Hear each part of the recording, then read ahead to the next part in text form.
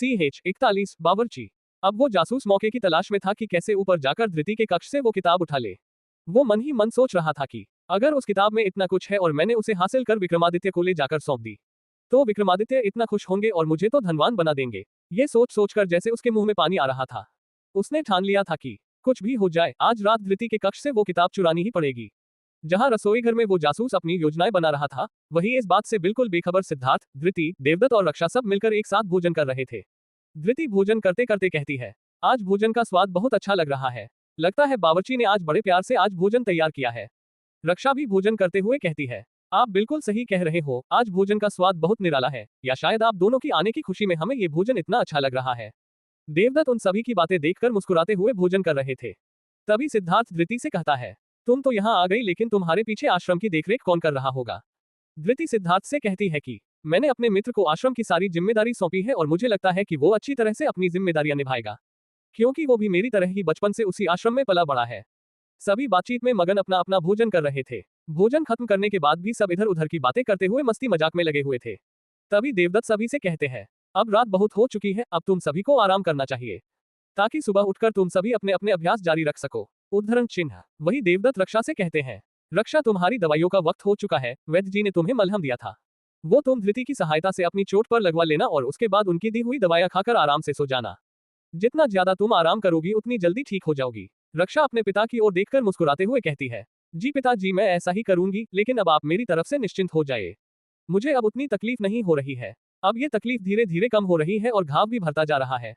रक्षा की बातें सुनकर देवदत्त उसकी ओर देखते हुए उसके सिर पर हाथ फेरते हुए कहते हैं, हाँ मुझे मालूम है कि तुम बहुत बहादुर हो, लेकिन अपने शरीर का ध्यान रखना एक योद्धा के लिए बहुत जरूरी होता है। एक स्वस्थ शरीर योद्धा का सबसे बड़ा हथियार होता है, इसलिए अपना भरपूर ख्याल रखो ताकि तुम जल्द से जल्द पूरी तरह से स्वस्थ हो जाओ। रक्षा अपने पिता की हिदायत मानते हुए सिर हिलाकर उनकी बातों पर हामी भरती है। वही देवदत्त सिद्धार्थ की ओर देखते हुए कहते हैं, सिद्धार्थ अब ये परेशानी टल चुकी है। कल से तुम्हें भी अपने अभ्यास पर लग जाना चाहिए। फिर वो धृति की ओर देखकर कहते हैं, और धृति तुमसे भी मुझे यही उम्मीद है। सभी की ओर देखते हुए वह एक बार फिर कहते हैं, तुम बच्चों के सामने अभी पूरी जिंदगी पड़ी है और तुम सब में एक वीर योद्धा हो बनने के गुण हैं। अपनी क्षमता को और आगे बढ़ाने के लिए निरंतर अभ्यास जारी रखना तुम सभी के लिए बहुत जरूरी है। सभी देवदत्त की बात बड़े ध्यान से सुन रहे थे। उसके बाद देवदत्त अपने स्थान से उठ जाते हैं। उन्हें उठता देख बाकी सब भी अपने अपने स्थान से उठ जाते हैं और अपने अपने कक्ष की ओर जाने लगते हैं। जासूसी छिपके ये सब बड़े ध्यान से देख रहा था। रक्षा क्योंकि खुद पूरी तरह से चलने में असमर्थ थी, इसलिए धृति उसे सहारा देकर ऊपर सीढ़ियां चढ़ाने लगती है। सिद्धार्थ भी उन दोनों के पीछे पीछे जा रहा था और जासूस मेज पर से थालियां उठाने के बहाने रक्षा और धृति की ओर बड़े गौर से देख रहा था। तभी जासूस को थालियां उठाता देख देवदत्त ऊपर से आवाज लगाते हैं, सुनो बावर्ची। उनकी आवाज बहुत कठोर थी। ऐसा सुनते ही जासूस एक पल के लिए तो डर जाता है। उसके हाथ से कांसे का ग्लास नीचे गिर जाता है। फिर वो हड़बड़ाता हुआ उस ग्लास को उठाकर रखता है और धीरे से अपना सर ऊपर उठाकर देखता है। वो देखता है कि ऊपर मुंडेर पर खड़ा देवदत्त उसे घूर घूर कर देख रहा है। उसके तो जैसे पसीने छूटने लगते हैं। उसे ऐसा लगता है जैसे उसकी चोरी पकड़ी गई और वो देवदत्त की नजरों से नहीं बच पाया। डर से उसके हाथ पैर कांपने लगते हैं। वो अभी सोच ही रहा था कि अगर देवदत्त नीचे की ओर आगे बढ़े तो वो दौड़ता हुआ हवेली के दरवाजे से बाहर निकल आएगा। तभी देवदत्त उससे कहते हैं, जल्दी जल्दी अपना काम खत्म करो। उसके बाद कुमारी रक्षा के लिए एक गिलास गर्म दूध लेकर उसके कक्ष में पहुंचा देना, क्योंकि वैद्य जी ने दवाइयां दूध के साथ लेने को कहा है। उद्धरण चिन्ह। जासूस जैसे अभी भी सदमे से बाहर नहीं आया था। वो घूर घूर कर बस देवदत्त को देखा जा रहा था। देवदत्त उससे फिर कहते हैं, सुनाई नहीं दे रहा मैं क्या कह रहा हूँ? इतना सुनते ही जैसे जासूस अपने डर से बाहर निकलता है और खुद को संभालते हुए एक लंबी सांस लेकर वो देवदत्त की ओर देखकर कहता है, जी बिल्कुल ऐसा ही होगा, मैं अभी दूध कुमारी के कक्ष में पहुंचा देता हूँ।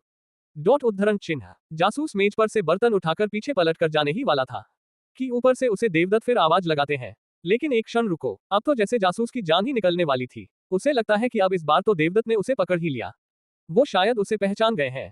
देवदत्त की ओर देखने की उसकी हिम्मत भी नहीं हो रही थी, पर वो हिम्मत करके धीरे से पीछे पलट कर ऊपर की ओर देखता है। तो देवदत्त उससे कहते हैं, पर तुम्हें पहली बार यहाँ देखा है, पुराना बावर्ची कहाँ चला गया? कुंडार का ये जासूस भी एक पक्का जासूस था। उसे अपनी वेशभूषा बदलने के साथ साथ चेहरे का रंग रूप बदलना भी अच्छी तरह से आता था। वो बड़ी मासूमियत के साथ बेचारों से शक्ल बनाकर कहता है कि वो मेरे बाबाजी है, कुछ दिनों की छुट्टियों पर गए हैं, इसलिए उन्होंने मुझे अपने स्थान पर काम करने भेजा है। उद्धरण चिन्ह। देवदत्त उसकी अभी भी बड़े ध्यान से घूर कर देख रहे थे।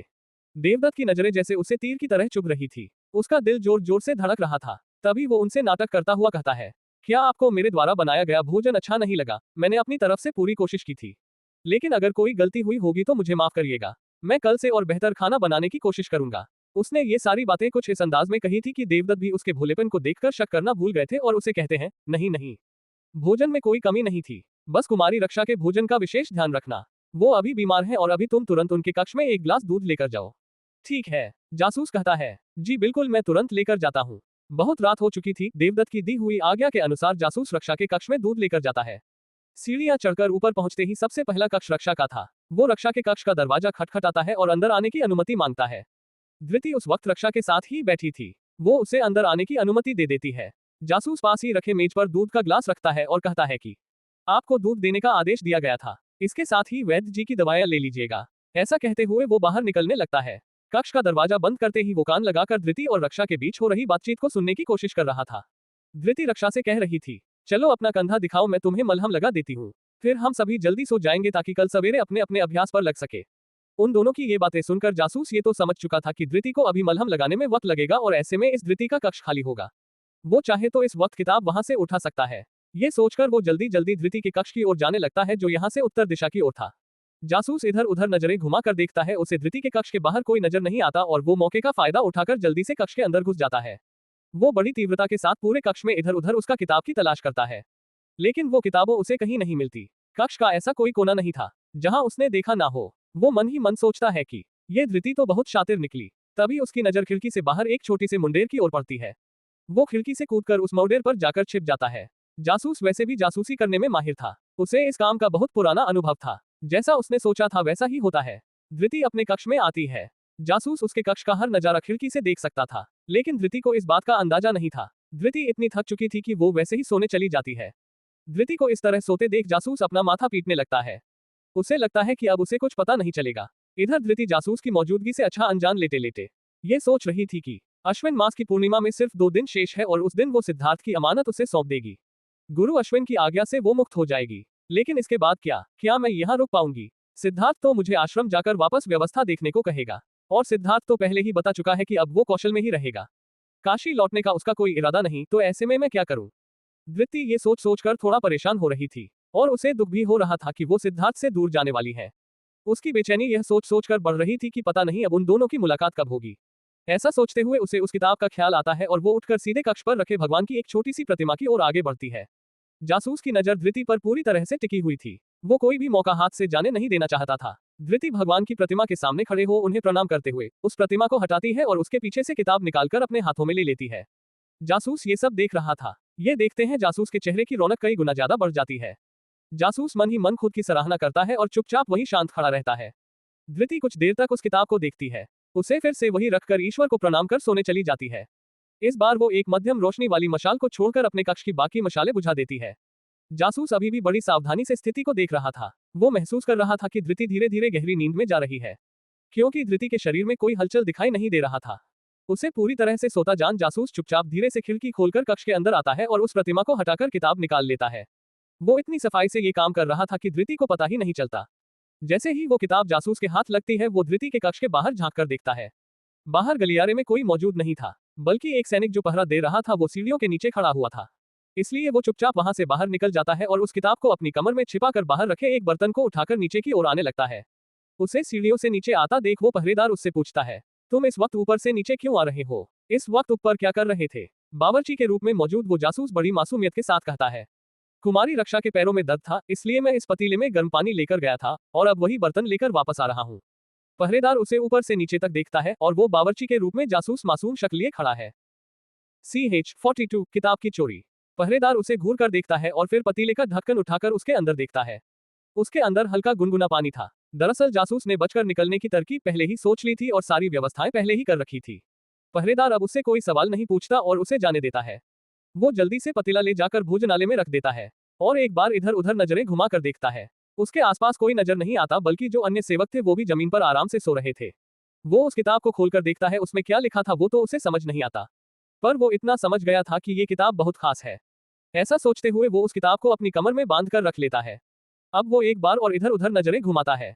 जब उसे कोई दिखाई नहीं देता तो वो चुपचाप भोजनालय की खिड़की से कूदकर बाहर निकल जाता है और दबे पांव उस ओर आगे बढ़ने लगता है जिस ओर उसने अपना घोड़ा बांध रखा था। विक्रमादित्य के 2 सिपाही पहले ही उस घोड़े के आसपास उसका इंतजार कर रहे थे। उसे जल्दी जल्दी अपनी तरफ आता देखो वो दोनों बहुत खुश हो जाते हैं। और उससे पूछते हैं, क्या तुम्हें कुछ मिला? क्या तुम्हें कोई ऐसी जानकारी मिली जिसे सुनकर महाराज विक्रमादित्य बहुत खुश हो जाएंगे? जासूस अपने कमर में हाथ मारता हुआ उनसे कहता है, मुझे ऐसी जानकारी मिली है जिसे सुनकर महाराज विक्रमादित्य बहुत ज्यादा खुश हो जाएंगे और मुझे ढेर सारा इनाम भी देंगे। तो चलो तुरंत हम कुंडार के राजमहल की ओर चलते हैं। अब एक क्षण भी व्यर्थ गंवाना मुझे गवारा नहीं है। उद्धरण चिन्ह। इन सभी बातों से अनजान धृति, रक्षा, सिद्धार्थ और देवदत्त आराम से सो रहे थे। जासूस ने इतनी सफाई से चोरी की थी कि किसी पहरेदार को, यहाँ तक कि देवदत्त को भी उस पर कोई शक नहीं हुआ था। जासूस अब कौशल से निकलकर कुंडार की सीमा की ओर आगे बढ़ चुका था और गुरु अश्विन के द्वारा दी गई सिद्धार्थ की अमानत उसके साथ साथ कुंडार की तरफ जा रही थी। जासूस और वो दो सिपाही पूरी रात सफर करते हैं और आखिरकार भोर होते हैं वो विक्रमादित्य के राजमहल के बाहर पहुंच चुके थे।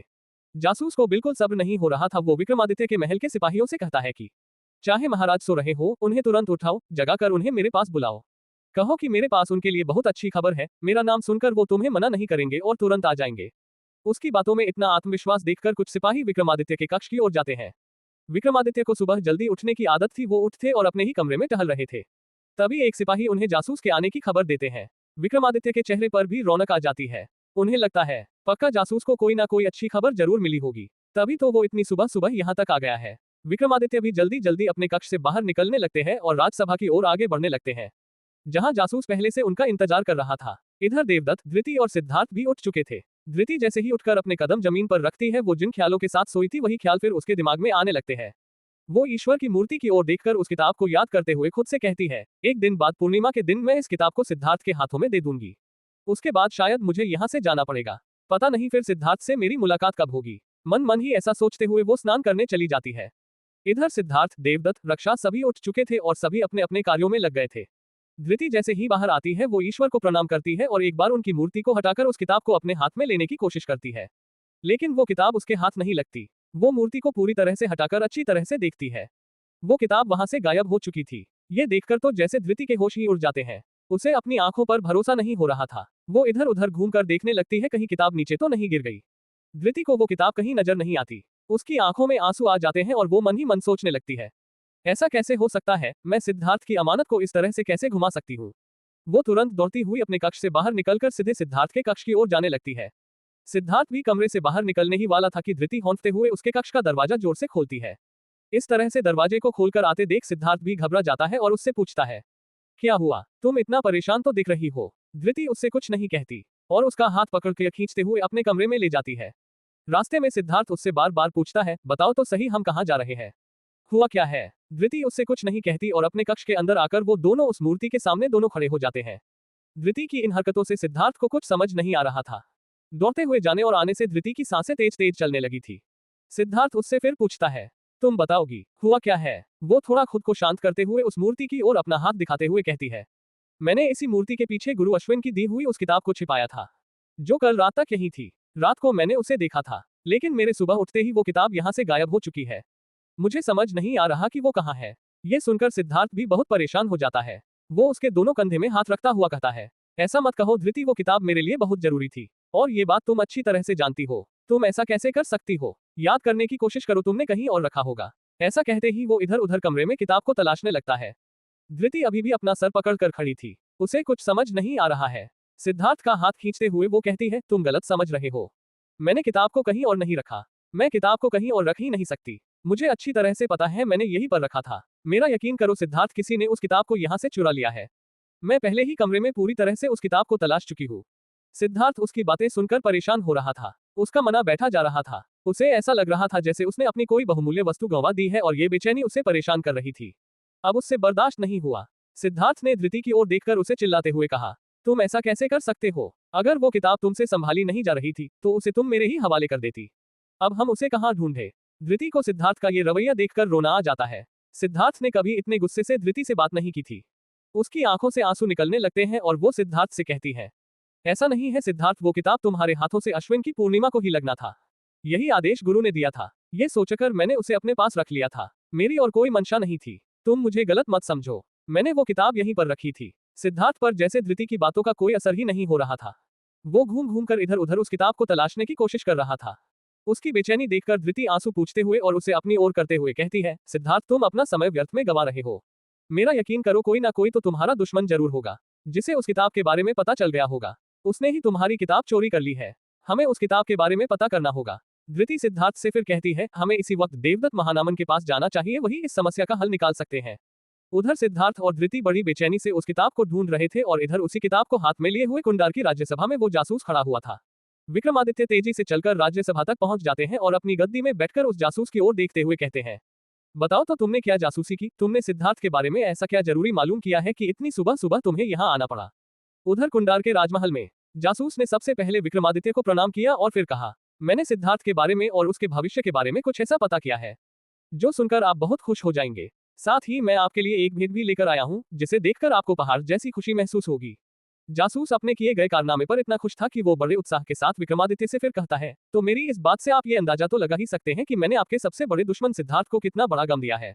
उसकी गोल गोल उलझी हुई चतुराई भरी बातें सुनकर विक्रमादित्य उससे थोड़ी भारी आवाज में कहते हैं, साफ साफ बताओ जासूस, तुम्हें क्या जानकारी मिली है। विक्रमादित्य की आवाज की कठोरता से जासूस अब सीधे सीधे उनसे कहता है, सिद्धार्थ की एक मित्र है धृति, मैंने उसे और सिद्धार्थ को आपस में बात करते सुना था कि काशी के कोई सिद्ध गुरु सिद्धार्थ के लिए एक चमत्कारी किताब छोड़कर गए हैं। इस किताब को अश्विन मास की पूर्णिमा के दिन से ही पढ़ना और उस पर अभ्यास करना शुरू किया जा सकता है। वो किताब सिद्धार्थ के लिए थी और धृति सिद्धार्थ की एक उस मित्र ने उस किताब को छिपा कर रखा था और आपको जानकर बहुत प्रसन्नता होगी कि अब वो किताब मेरे हाथ लग चुकी है। विक्रमादित्य उस जासूस की बातें बड़ी ध्यान से सुन रहे थे। जासूस उनसे फिर कहता है, अब वही किताब मेरे पास है जो मैं आपके लिए भेंट स्वरूप लाया हूँ। धृति को मैंने ये कहते सुना था कि इस किताब में बहुत से चमत्कारी मंत्र और अभ्यासों की जानकारी दी गई है, जिससे निरंतर अभ्यास से सिद्धार्थ बहुत ज्यादा शक्तिशाली बन सकता था। उद्धरण चिन्ह। इतना सुनते ही विक्रमादित्य के चेहरे पर जैसे खुशी की लहर दौड़ पड़ती है। उन्हें अब जासूस की बातों पर यकीन हो रहा था। काशी के किसी गुरु के बारे में सुनते ही वो समझ चुके थे कि ये जासूस काशी के सर्वश्रेष्ठ गुरु अश्विन की बात कर रहा है, जो एक वक्त सिद्धार्थ की गुरु भी रह चुके हैं। विक्रमादित्य ऐसा सोचकर मंद मंद मुस्कुराते हुए अपने सिंहासन से उठकर तेजी से जासूस के बिल्कुल समीप आकर खड़े हो जाते हैं और हाथ बढ़ाकर वो किताब मांगते हैं। जासूसों किताब निकालकर उनके हाथ में दे देता है। वो एक लाल रंग के वस्त्र में बंधा हुआ था। विक्रमादित्य किताब को खोलकर देखते हैं, उसमें ऊपर सिद्धार्थ का नाम लिखा हुआ था और वो उसे वापस वैसे ही बांधकर अपने हाथों में रख लेते हैं। उस किताब को देख जासूस उनसे कहता है, महाराज बस एक बात का ध्यान रखिएगा, इस किताब को पढ़ने की शुरुआत अश्विन मास की पूर्णिमा से ही करनी है। जासूस की बात सुनते हुए विक्रमादित्य सिर हिलाकर उसके कंधे में हाथ रखकर कहते हैं, तुमने मेरा एक बहुत बड़ा काम कर दिया है। और फिर वो अपने एक सेवक से कहते हैं, जासूस को इतना धन दिया जाए कि वो पूरी तरह से संतुष्ट हो जाए। विक्रमादित्य पीछे मुड़कर जाने लगते हैं, तभी उन्हें कुछ ख्याल आता है और वो मुड़कर वापस जासूस की ओर आते हैं और उससे फिर कहते हैं, तुम इतना बड़ा काम करने में सफल हो चुके, लेकिन फिर भी सिद्धार्थ पर नजर रखना हमारे लिए बहुत जरूरी है। इस बार तुम फिर से उसी हवेली की ओर जाओ, लेकिन इस बार दूसरा भेष बदल कर जाना ताकि कोई तुम्हें वहां पहचान ना सके और सिद्धार्थ के बारे में ज्यादा से ज्यादा मालूमात हासिल करो। उनके ऐसा कहते ही जासूस थोड़ा डर जाता है और उनसे कहता है, मैं वहां 2 बार पकड़ाते पकड़ाते बचा हूं। अगर मैं फिर से वापस गया तो वो लोग मुझे मार डालेंगे और उन्हें इस किताब को लेकर भी मुझ पर ही शक होगा, इसलिए अब आप मुझे वहां मत भेजिए। विक्रमादित्य उसकी बात सुनकर थोड़ा नाराज होते हुए उससे कहते हैं, तुम्हें इस काम के पैसे मिलेंगे जितना तुम चाहो और इस बार तुम भेष बदल कर जाना। 4 अन्य सिपाहियों को लेकर जाना ताकि तुम्हें अपनी सुरक्षा का भय ना हो। जासूस अधूरे मन से विक्रमादित्य की बात मान लेता है। CH-43 सिपाही। विक्रमादित्य उस जासूस से फिर से कहते हैं, सिद्धार्थ की इस किताब के बारे में जान लेने से तुम्हारी जासूसी पूरी नहीं होती, उसकी भविष्य की योजनाओं के बारे में, उसके आज की प्रक्रियाओं के बारे में ज्यादा से ज्यादा जानना जरूरी है। तुम्हें यह भी पता करना है कि कौन है जो सिद्धार्थ की मदद कर रहा है, वो कौन है जो सिद्धार्थ के मित्रों की सूची में शामिल है। और फिर उसे लालच देते हुए आगे कहता है, मेरा ये काम पूरा कर दो, फिर तुम्हें सोने और अशरफियों की कभी कोई कमी नहीं होगी। जासूस बहुत सारे धन के बारे में सुनकर लालच में आ जाता है और उसका भय खत्म हो जाता है। वो फिर से पूरी तैयारी के साथ 4 अन्य सिपाहियों को लेकर कौशल की उस हवेली की ओर आगे बढ़ता है। इधर धृति और सिद्धार्थ भी देवदत्त के कक्ष में पहुंच चुके थे। धृति और सिद्धार्थ को परेशान देख देवदत्त उसका कारण पूछते हैं। धृति बताती है कि हमारे गुरु अश्विन ने सिद्धार्थ की अमानत मेरे पास छोड़ी थी, जो एक किताब है जिसमें बहुत से दिव्य अस्त्र और दिव्य मंत्र की जानकारी है। वो बहुमूल्य किताब मेरी कक्ष से चोरी हो गई है। कल रात तक वहीं पर थी, मैंने उसे देखा था, लेकिन अभी वहां नहीं है और मुझे कुछ समझ नहीं आ रहा है। देवदत्त भी सिद्धार्थ और धृति की बात सुनकर परेशान हो जाते हैं। उन्हें भी कुछ समझ नहीं आ रहा था। वो सिपाहियों को आगाह करते हैं। सिद्धार्थ भी हवेली के आसपास घूमकर समझने की कोशिश करता है कि आखिर वो किताब गई तो गई कहां। इधर विक्रमादित्य उस किताब को लेकर सीधे अंबा के कक्ष की ओर जाते हैं। अंबा अचानक कक्ष का दरवाजा खुलने से चौंक जाती है और पीछे मुड़कर देखती है। पीछे उसके पिता खड़े थे। वो उन्हें प्रणाम करती है और उसके पिता विक्रमादित्य अंबा से कहते हैं, अंबा ये तुम्हारे लिए भेंट है। अंबा की तरफ आगे करते हुए विक्रमादित्य वो किताब उसे देते हैं। अंबा उस किताब को अपने हाथ में लेती है, जो अभी भी लाल रंग के वस्त्र से बंधी हुई थी। उसे अपने हाथों में लेकर अंबा को बहुत आश्चर्य हो रहा था। वो एक बार अपने पिता की ओर देखती है। उसके पिता विक्रमादित्य उसे खोलने का इशारा करते हैं। अंबा उसे खोलने लगती है। लाल कपड़ा हटते ही अम्बा को उस किताब पर सिद्धार्थ का नाम लिखा दिखाई देता है। सिद्धार्थ का नाम लिखा देख अम्बा को बड़ा आश्चर्य होता है। वो मन ही मन सोचती है, इस किताब में सिद्धार्थ का नाम क्यों लिखा हुआ है, और जब इस पर सिद्धार्थ का नाम लिखा है तो ये किताब उसके पिता के पास कैसे है, और सबसे बड़ी बात कि वो ये किताब उसे क्यों दे रहे हैं। अम्बा सवाल भरी नजरों से अपने पिता की ओर देखती है। विक्रमादित्य समझ जाते हैं कि अम्बा क्या पूछना चाहती है। वो उससे कहते हैं, अम्बा ये किताब तुम्हारे सबसे बड़े दुश्मन सिद्धार्थ के लिए लिखी गई थी। इसमें कुछ दिव्य मंत्र और साधना प्रक्रियाओं का जिक्र है, जिसे अभ्यास करके कोई भी व्यक्ति इस दुनिया का शक्तिशाली योद्धा बन सकता है। लेकिन ये किताब मैंने तुम्हारे लिए सिद्धार्थ के पास से गायब करवा दी है। अब इसका अभ्यास और मंत्रों की साधना तुम करोगी। सिद्धार्थ को अब ये किताब नहीं मिल सकती। अम्बा को अपने पिता के मुख से ये बातें सुनकर खुशी से ज्यादा आश्चर्य हो रहा था। उसे फिर एक बार तकलीफ हो रही थी कि उसके पिता उसे काबिल नहीं समझते। ये सुनकर फिर वो थोड़ा परेशान हो जाती है। उसे फिर ऐसा लगता है कि उसके पिता उसकी काबिलियत पर शक करते हैं, इसलिए बार बार सिद्धार्थ को धोखा देकर उसे विजयी बढ़ाने की चाल चलते हैं। वो एक बार उनसे कहती है, पिताजी इसकी क्या जरूरत है, आप इसे सिद्धार्थ तक वापस पहुंचवा दीजिए, क्योंकि मैं वैसे भी अपनी साधना में लगी हूँ। मैं ज्यादा से ज्यादा अभ्यास कर खुद को उससे ज्यादा श्रेष्ठ बना लूंगी। क्या आपको मुझ पर अब भरोसा नहीं है? उसकी बात सुनकर विक्रमादित्य उससे कहते हैं, मुझे पूरे कुंडार में सिर्फ तुम ही पर भरोसा है अम्बा। तुम ही मेरा भविष्य हो और तुम ही कुंडार का भविष्य भी हो। मैं नहीं चाहता कि किसी भी कारण से सिद्धार्थ तुमसे ज्यादा श्रेष्ठ बन जाए, क्योंकि ये तुम्हारे या कुंडार दोनों के हित में नहीं होगा, और ये बात तुम अच्छी तरह से जानती हो। सिद्धार्थ एक बार तुम्हें हरा चुका है। अगर उसे ऐसा कोई मौका दोबारा मिला तो वो तुम्हें मार भी सकता है। फिर कुंडार का क्या होगा तुम खुद ही सोचो। इसलिए इस किताब को अपने पास रखो और इसमें दी गई प्रक्रियाओं का अभ्यास करो। अम्बा के चेहरे में बेचैनी अभी भी साफ दिखाई दे रही थी। उसे बेचैन और परेशान देख उसके पिता उससे कहते हैं, किस्मत सिर्फ एक बार हमारे सामने आती है, अगर हम उसे पकड़ ले तो दर्द और तकलीफ से बचे रहते हैं, वरना ये वक्त तो हर किसी का दुश्मन होता है। और फिर अपनी आवाज में कठोरता लाते हुए कहते हैं, तुम बहुत समझदार हो, मुझे बार बार तुम्हें ये समझाने की जरूरत नहीं पड़नी चाहिए। उनकी बातें सुनकर अम्बा सिर हिलाते हुए इस किताब के पहले पन्ने को खोलने ही वाली थी कि विक्रमादित्य उस पर अपना हाथ रख देते हैं और उससे कहते हैं, ध्यान से सुनो, आज से 2 दिन बाद अश्विन मास की पूर्णिमा है। इस किताब को तुम्हें उसी दिन खोलना है। उसी दिन से तुम्हें इसमें लिखे मंत्र और प्रक्रियाओं का अभ्यास करना होगा। उससे पहले तुम इसे नहीं खोल सकती, इस बात का ध्यान रखना। अम्बा अधूरे मन से अपनी पिता की बात मान लेती है। इधर सिद्धार्थ, देवदत्त, रक्षा और धृति उस किताब की तलाश में लगे हुए थे। हवेली के सारे सिपाही भी उस चोर को ढूंढने की कोशिश कर रहे थे। देवदत्त परेशानी भरे स्वर में गुस्से से कहते हैं, इतने पहरेदारों और सबकी अपनी निगरानी के बावजूद भी वो किताब कहाँ गायब हो सकती है। लेकिन तभी देवदत्त को कुछ याद आता है। वो बावर्ची, मुझे कल ही उस बावर्ची पर शक हुआ था। बिल्कुल नया चेहरा पहली बार हवेली में देखा था। हो ना हो ये बावर्ची ही चोर है। और वो सभी सिपाहियों को बुलाकर कहते हैं, कल एक नया बावर्ची आया था, क्या आज पुराना बावर्ची काम पर आया है? सिपाही कहते हैं, नहीं, आज भी पुराना बावर्ची काम पर नहीं आया है और नए बावर्ची का भी कुछ अता पता नहीं है।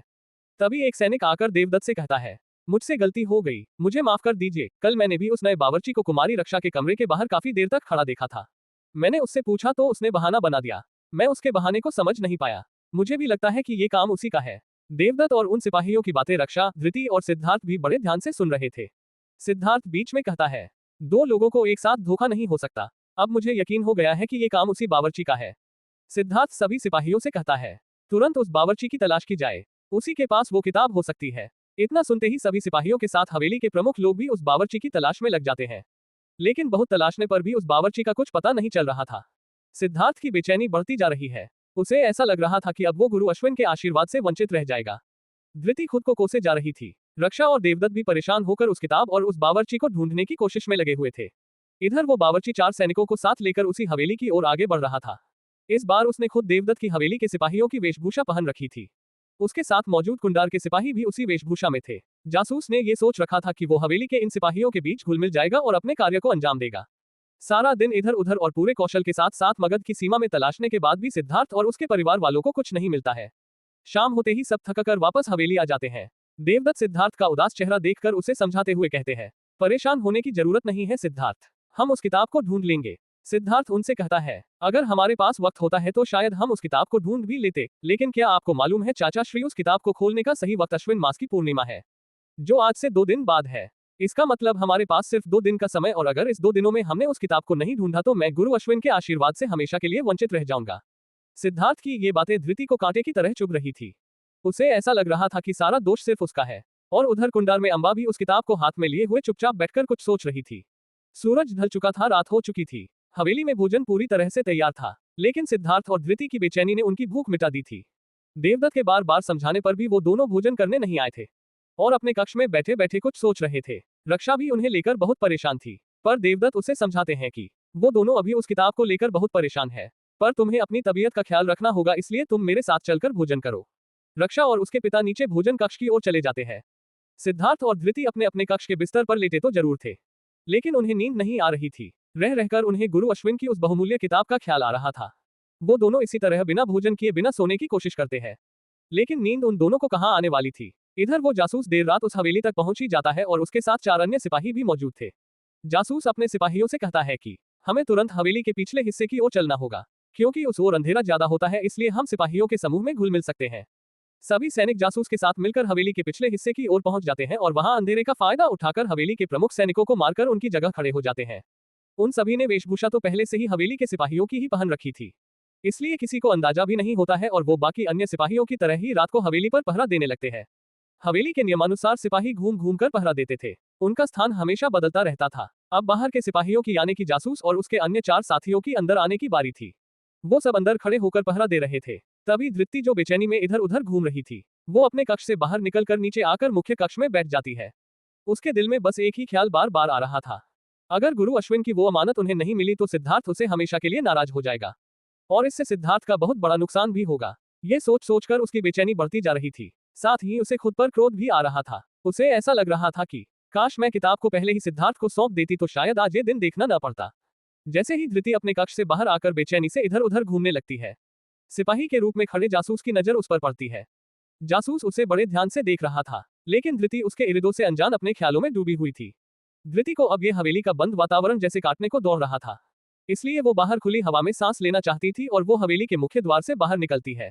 सिपाही उसके लिए दरवाजा खोल देते हैं। धृति बाहर टहल रही थी, तभी उसे महसूस होता है जैसे एक सिपाही लगातार उसे देख रहा है और उसका पीछा भी कर रहा है, जैसे उसकी नजर सिर्फ उसी पर गड़ी हुई है।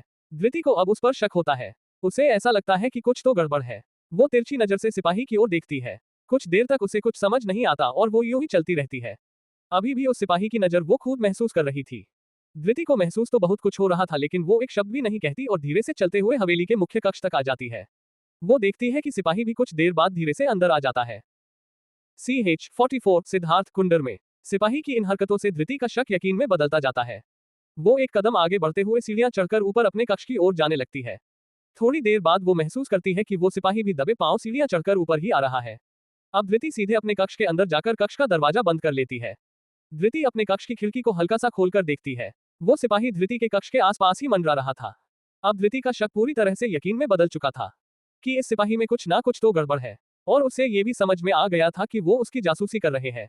धृति अचानक का दरवाजा खोलती है और वो सिपाही जो सामने ही खड़ा था हड़बड़ा जाता है, लेकिन धृति उससे कुछ नहीं करती और बिल्कुल सामान्य चाल के साथ धीरे धीरे सिद्धार्थ की कक्ष के अंदर चली जाती है।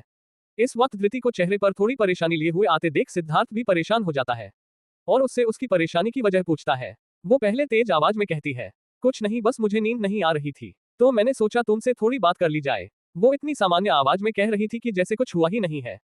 सिद्धार्थ को उस पर गुस्सा आ रहा था। सिद्धार्थ उसे चिल्लाकर कुछ कहने ही वाला था कि धृति तेजी से आकर उसके मुंह पर अपना हाथ रख देती है और उसके कान में फुसफुसाते हुए कहती है, मौन रहो और मेरी बात ध्यान से सुनो। सिद्धार्थ उसकी बातें सुनकर अचानक चुप हो जाता है और उसकी ओर इशारे से पूछता है, क्या हुआ है? धृति उससे बहुत धीमी आवाज में कहती है, बाहर एक सिपाही पहरेदारी करने के बहाने उसका पीछा कर रहा था।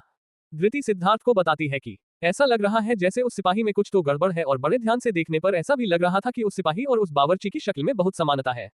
सिद्धार्थ धृति से बहुत धीमी आवाज में कहता है, तुम यहीं रुकना, और वो ऐसा कहते हुए कक्ष से बाहर निकल जाता है। उसे कक्ष से बाहर निकलता देख सिपाही सतर्क हो जाता है। सिद्धार्थ टहलता हुआ सीधे धृति के कक्ष के अंदर जाकर कक्ष का दरवाजा अंदर से बंद कर लेता है। जासूस सिपाही को ये बात बड़ी अजीब लगती थी। दोनों एक दूसरे के कक्ष में क्या करने गए हैं, ये सोचता हुआ वो कुछ देर तक वही खड़ा रहता है। फिर जब कोई हलचल नहीं दिखाई नहीं देती, वो धीरे से धृति के कक्ष के दरवाजे से कान लगाकर सुनने की कोशिश करता है।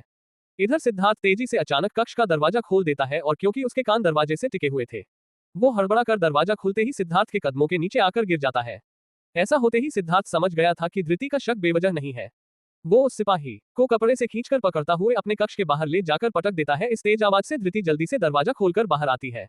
सिद्धार्थ जोर जोर से चिल्लाकर उस जासूस से पूछने लगता है कि तुम आखिर कर क्या रहे हो? तुम कौन हो? तुम्हें यहाँ किसने भेजा है? क्या है तुम्हारा मकसद? पूरी बात सच्चाई से बता दो, वरना मुझसे बुरा कोई नहीं होगा। सिद्धार्थ की बातें सुन जासूस भी परेशान हो जाता है। उसके अन्य 4 सिपाही जो ये सब देख रहे थे, वो इधर उधर भागने लगते हैं। उनको भागता देख सिद्धार्थ समझ जाता है कि ये चारों भी इसी के साथ है। सिद्धार्थ तेज आवाज में हवेली के प्रमुख सिपाहियों को आदेश देता है कि उन सभी को पकड़ लिया जाए। अब सिद्धार्थ जासूस को खींचता हुआ देवदत्त महानामन के कक्ष के बाहर ले जाता है और कमरे का दरवाजा खटखटाते हैं। कक्ष से बाहर हो रहे शोर से महानामन पहले ही उठ चुके थे। वो जल्दी से दरवाजा खोल देते हैं। एक सिपाही को इस तरह से घसीटते देख देवदत्त सिद्धार्थ से पूछते हैं, क्या हुआ सिद्धार्थ, ये सब क्या हो रहा है? उद्धरण चिन्ह। सिद्धार्थ देवदत्त से कहता है, आपको जिस बावर्ची पर शक था गौर से देखिए कहीं ये वही तो नहीं है।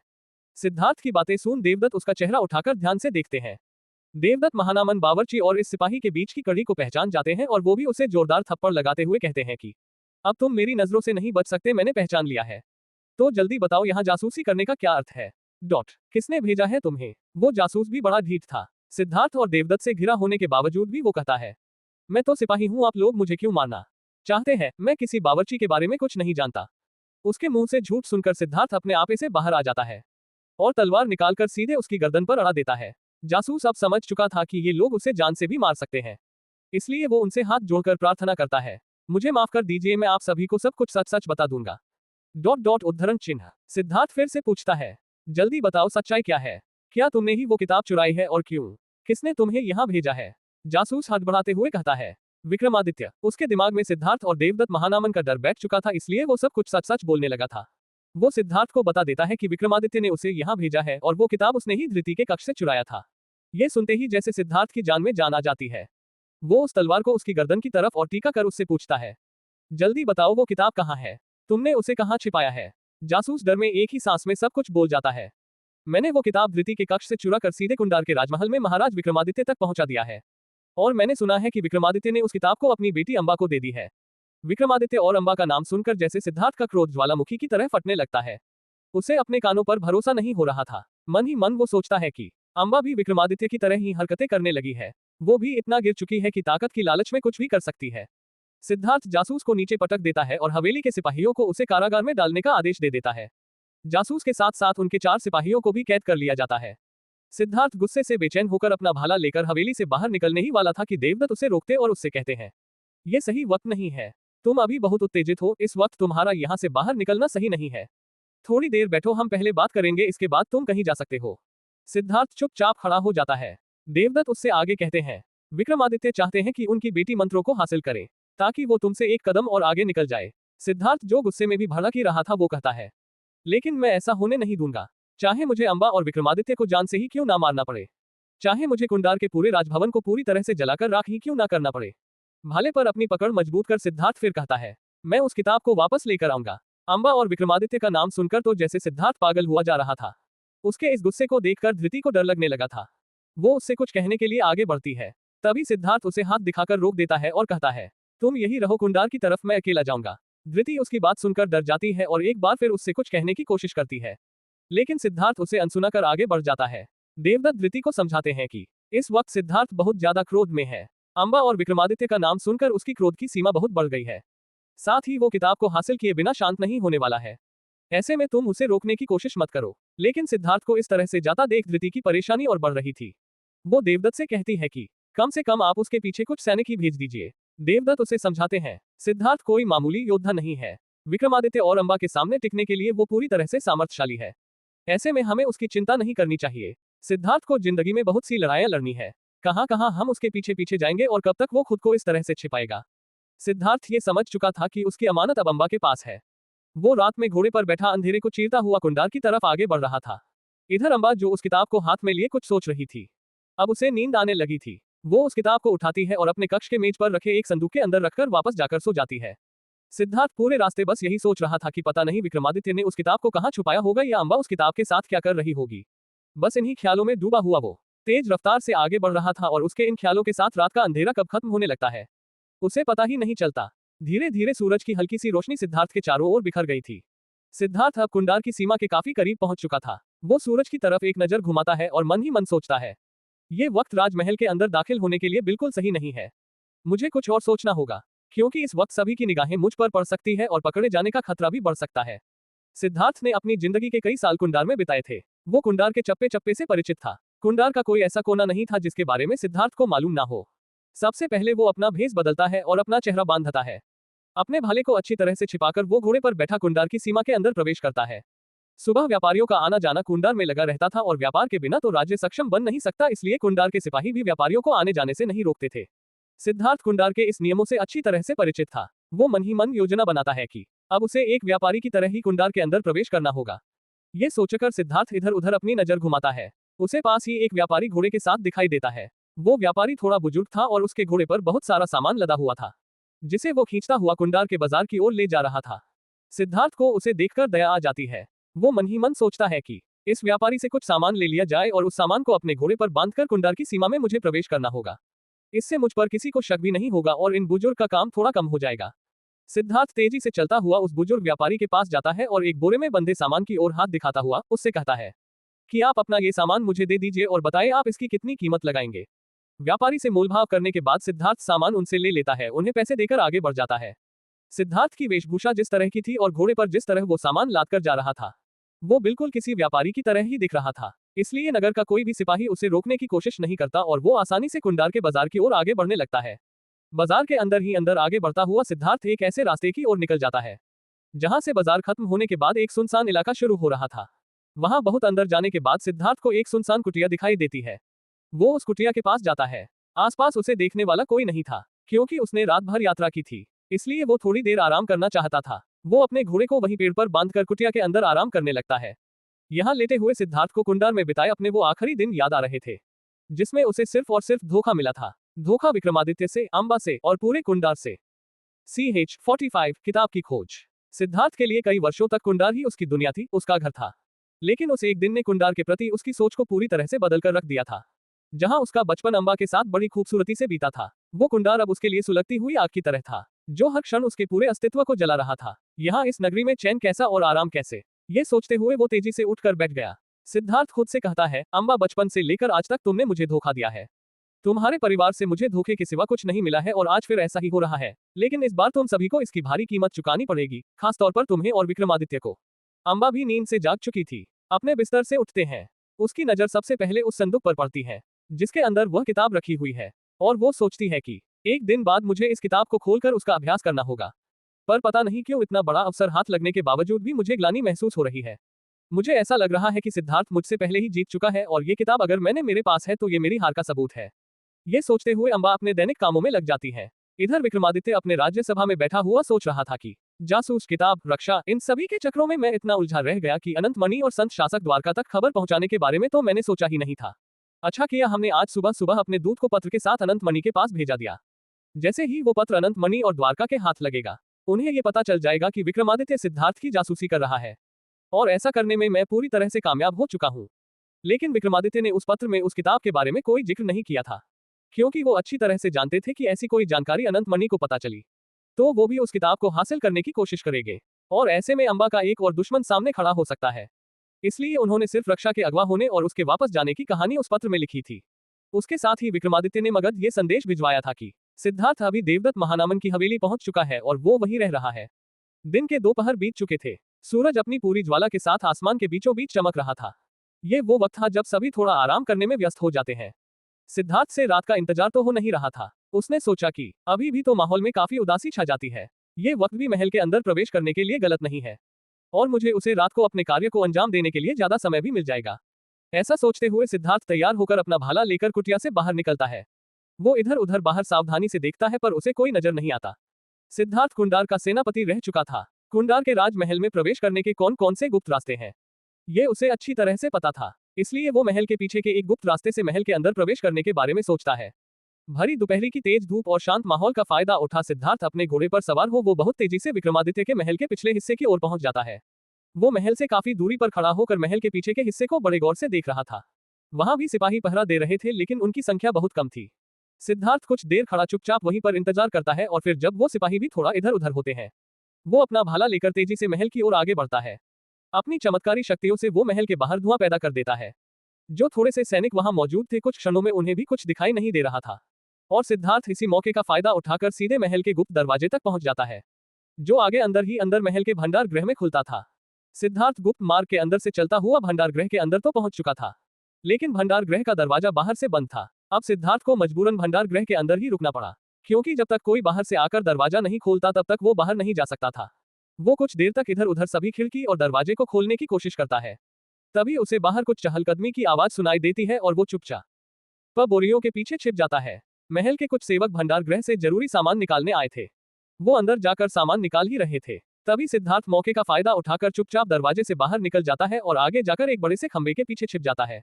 शाम का वक्त करीब आ गया था। शाम की सभा का वक्त हो चुका था। सिद्धार्थ को अच्छी तरह से पता था कि विक्रमादित्य अब अपने कक्ष से निकलकर अपने राज्यसभा की ओर आगे बढ़ेंगे। उसे ये भी मालूम था कि उनके साथ अंबा भी जरूर होगी और यही अच्छा वक्त होगा जब वो अंबा के कक्ष के अंदर जाकर तलाशी ले सकता है। सबसे पहले सिद्धार्थ दबे पांव छिपता छिपाता उस कक्ष की ओर गया जहां उसे कुंडार के सिपाहियों के वस्त्र आसानी से मिल सकते थे। वहां से उसने अपने वस्त्र बदले, अपनी वेशभूषा कुछ ऐसी बनाई जैसे वो उस महल का कोई सिपाही हो। उसके बाद अपने भाले और रुद्राक्ष की माला को छिपाकर अपनी कमर में तलवार बांधकर बिल्कुल कुंडार के सिपाही का भेष धर लिया। अब वो महल के सिपाहियों के बीच में घुल मिल गया था और एक ऐसे स्थान पर जाकर पहरा देने लगा जहां से वो विक्रमादित्य और अंबा को राज्यसभा की ओर जाते हुए देख सकता था। काफी देर तक उसी तरह से खड़े होकर सिपाहियों के साथ सिद्धार्थ भी अपना काम कर रहा था। थोड़ी देर बाद उसे विक्रमादित्य अपने कक्ष से बाहर निकलकर आते हुए दिखाई देते हैं। सिद्धार्थ ने जैसा सोचा था वैसा ही हो रहा था। विक्रमादित्य को देखकर सिद्धार्थ के चेहरे पर मुस्कान आ जाती है। उसे ऐसा लगता है कि उसकी योजना और सफल हो जाएगी। लेकिन विक्रमादित्य के साथ अंबा नहीं थी। काफी देर इंतजार करने के बाद भी अंबा अपने कक्ष से बाहर नहीं निकलती है। अंबा के ना होने का कारण उसे कुछ समझ नहीं आया। साथ ही उसकी परेशानी कई गुना बढ़ गई थी। अब वो सोचने लगा कि ऐसे में वो अंदर जाए तो जाए कैसे। अब उसके पास रात का इंतजार करने के अलावा कोई रास्ता नहीं बचा था। लगातार अंबा के कक्ष के आसपास पहरा देता हुआ वो उसके बाहर निकलने का इंतजार कर रहा था। अंबा तो बाहर नहीं निकली लेकिन थोड़ी देर बाद उसे भूमि आती हुई दिखाई देती है। भूमि को देखकर सिद्धार्थ अपना चेहरा छिपाने लगता है। उसे भय था कि कहीं भूमि उसे पहचान ना ले, लेकिन भूमि उसे आम सिपाहियों की तरह समझकर उसके सामने से निकल जाती है। उसे उस पर बिल्कुल शक नहीं होता है। भूमि के आगे निकलते ही जैसे सिद्धार्थ के जान पे जाना आती है। अब वो इन दोनों बहनों के कक्ष से बाहर निकलने का इंतजार कर रहा था, लेकिन दोनों जैसे कक्ष के अंदर अटक से गए थे। सिद्धार्थ की बेचैनी और उसका क्रोध बढ़ता जा रहा था। इधर भूमि और अंबा सिद्धार्थ की मौजूदगी से अनजान अपने कक्ष पर बैठे बातचीत कर रहे थे। भूमि अंबा से कह रही थी कि आप आजकल कुछ ज्यादा खोई खोई सी रहती है। या तो आप अभ्यास करती हैं या तो आप कुछ सोचते रहती हैं। आपके पास किसी से बात करने का कोई वक्त ही नहीं है और खाली समय में पिताजी के साथ राज्यसभा की बैठकों में चली जाती है। अपनी छोटी बहन की शिकायतों को सुनकर अंबा उससे कहती है, पिताजी को मुझसे बहुत सी उम्मीदें हैं भूमि, बस मैं उन्हें उम्मीदों को पूरा करने की कोशिश कर रही हूँ। भूमि अंबा से कहती है, वो तो आपने हमेशा किया है, शुरुआत से लेकर आज तक आपने वही किया है जो पिताजी चाहते हैं। पर आजकल आपके चेहरे की उदासी कुछ और ही कहानी कहती है। मुझे ऐसा लगता है कि आप किसी और चीज से भी परेशान है। अगर आप चाहे तो आप मुझे अपनी परेशानी की वजह बता सकती हैं। हो सकता है शायद मैं आपकी कोई मदद कर सकूं। अंबा भूमि से कहते हैं, तुम बिल्कुल सही कह रही हो। पता नहीं इतनी ऊर्जा और शक्तियां हासिल करने के बाद भी मुझे ऐसा लगता है कि जैसे मैं सिद्धार्थ से पहले ही हार चुकी हूँ।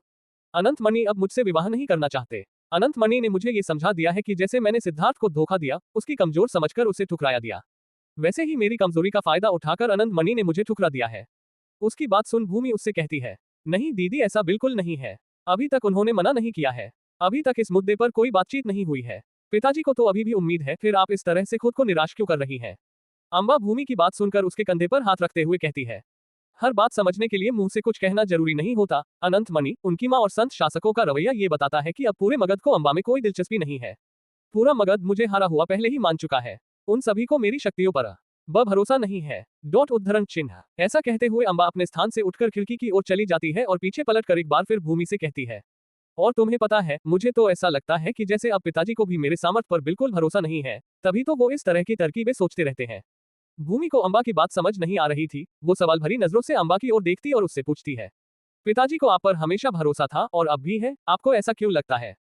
और आप सिद्धार्थ से कैसे हार गई? एक बार योद्धा परिषद में हराने के बाद आप उसे वापस हराने की ही तो तैयारी कर रही है।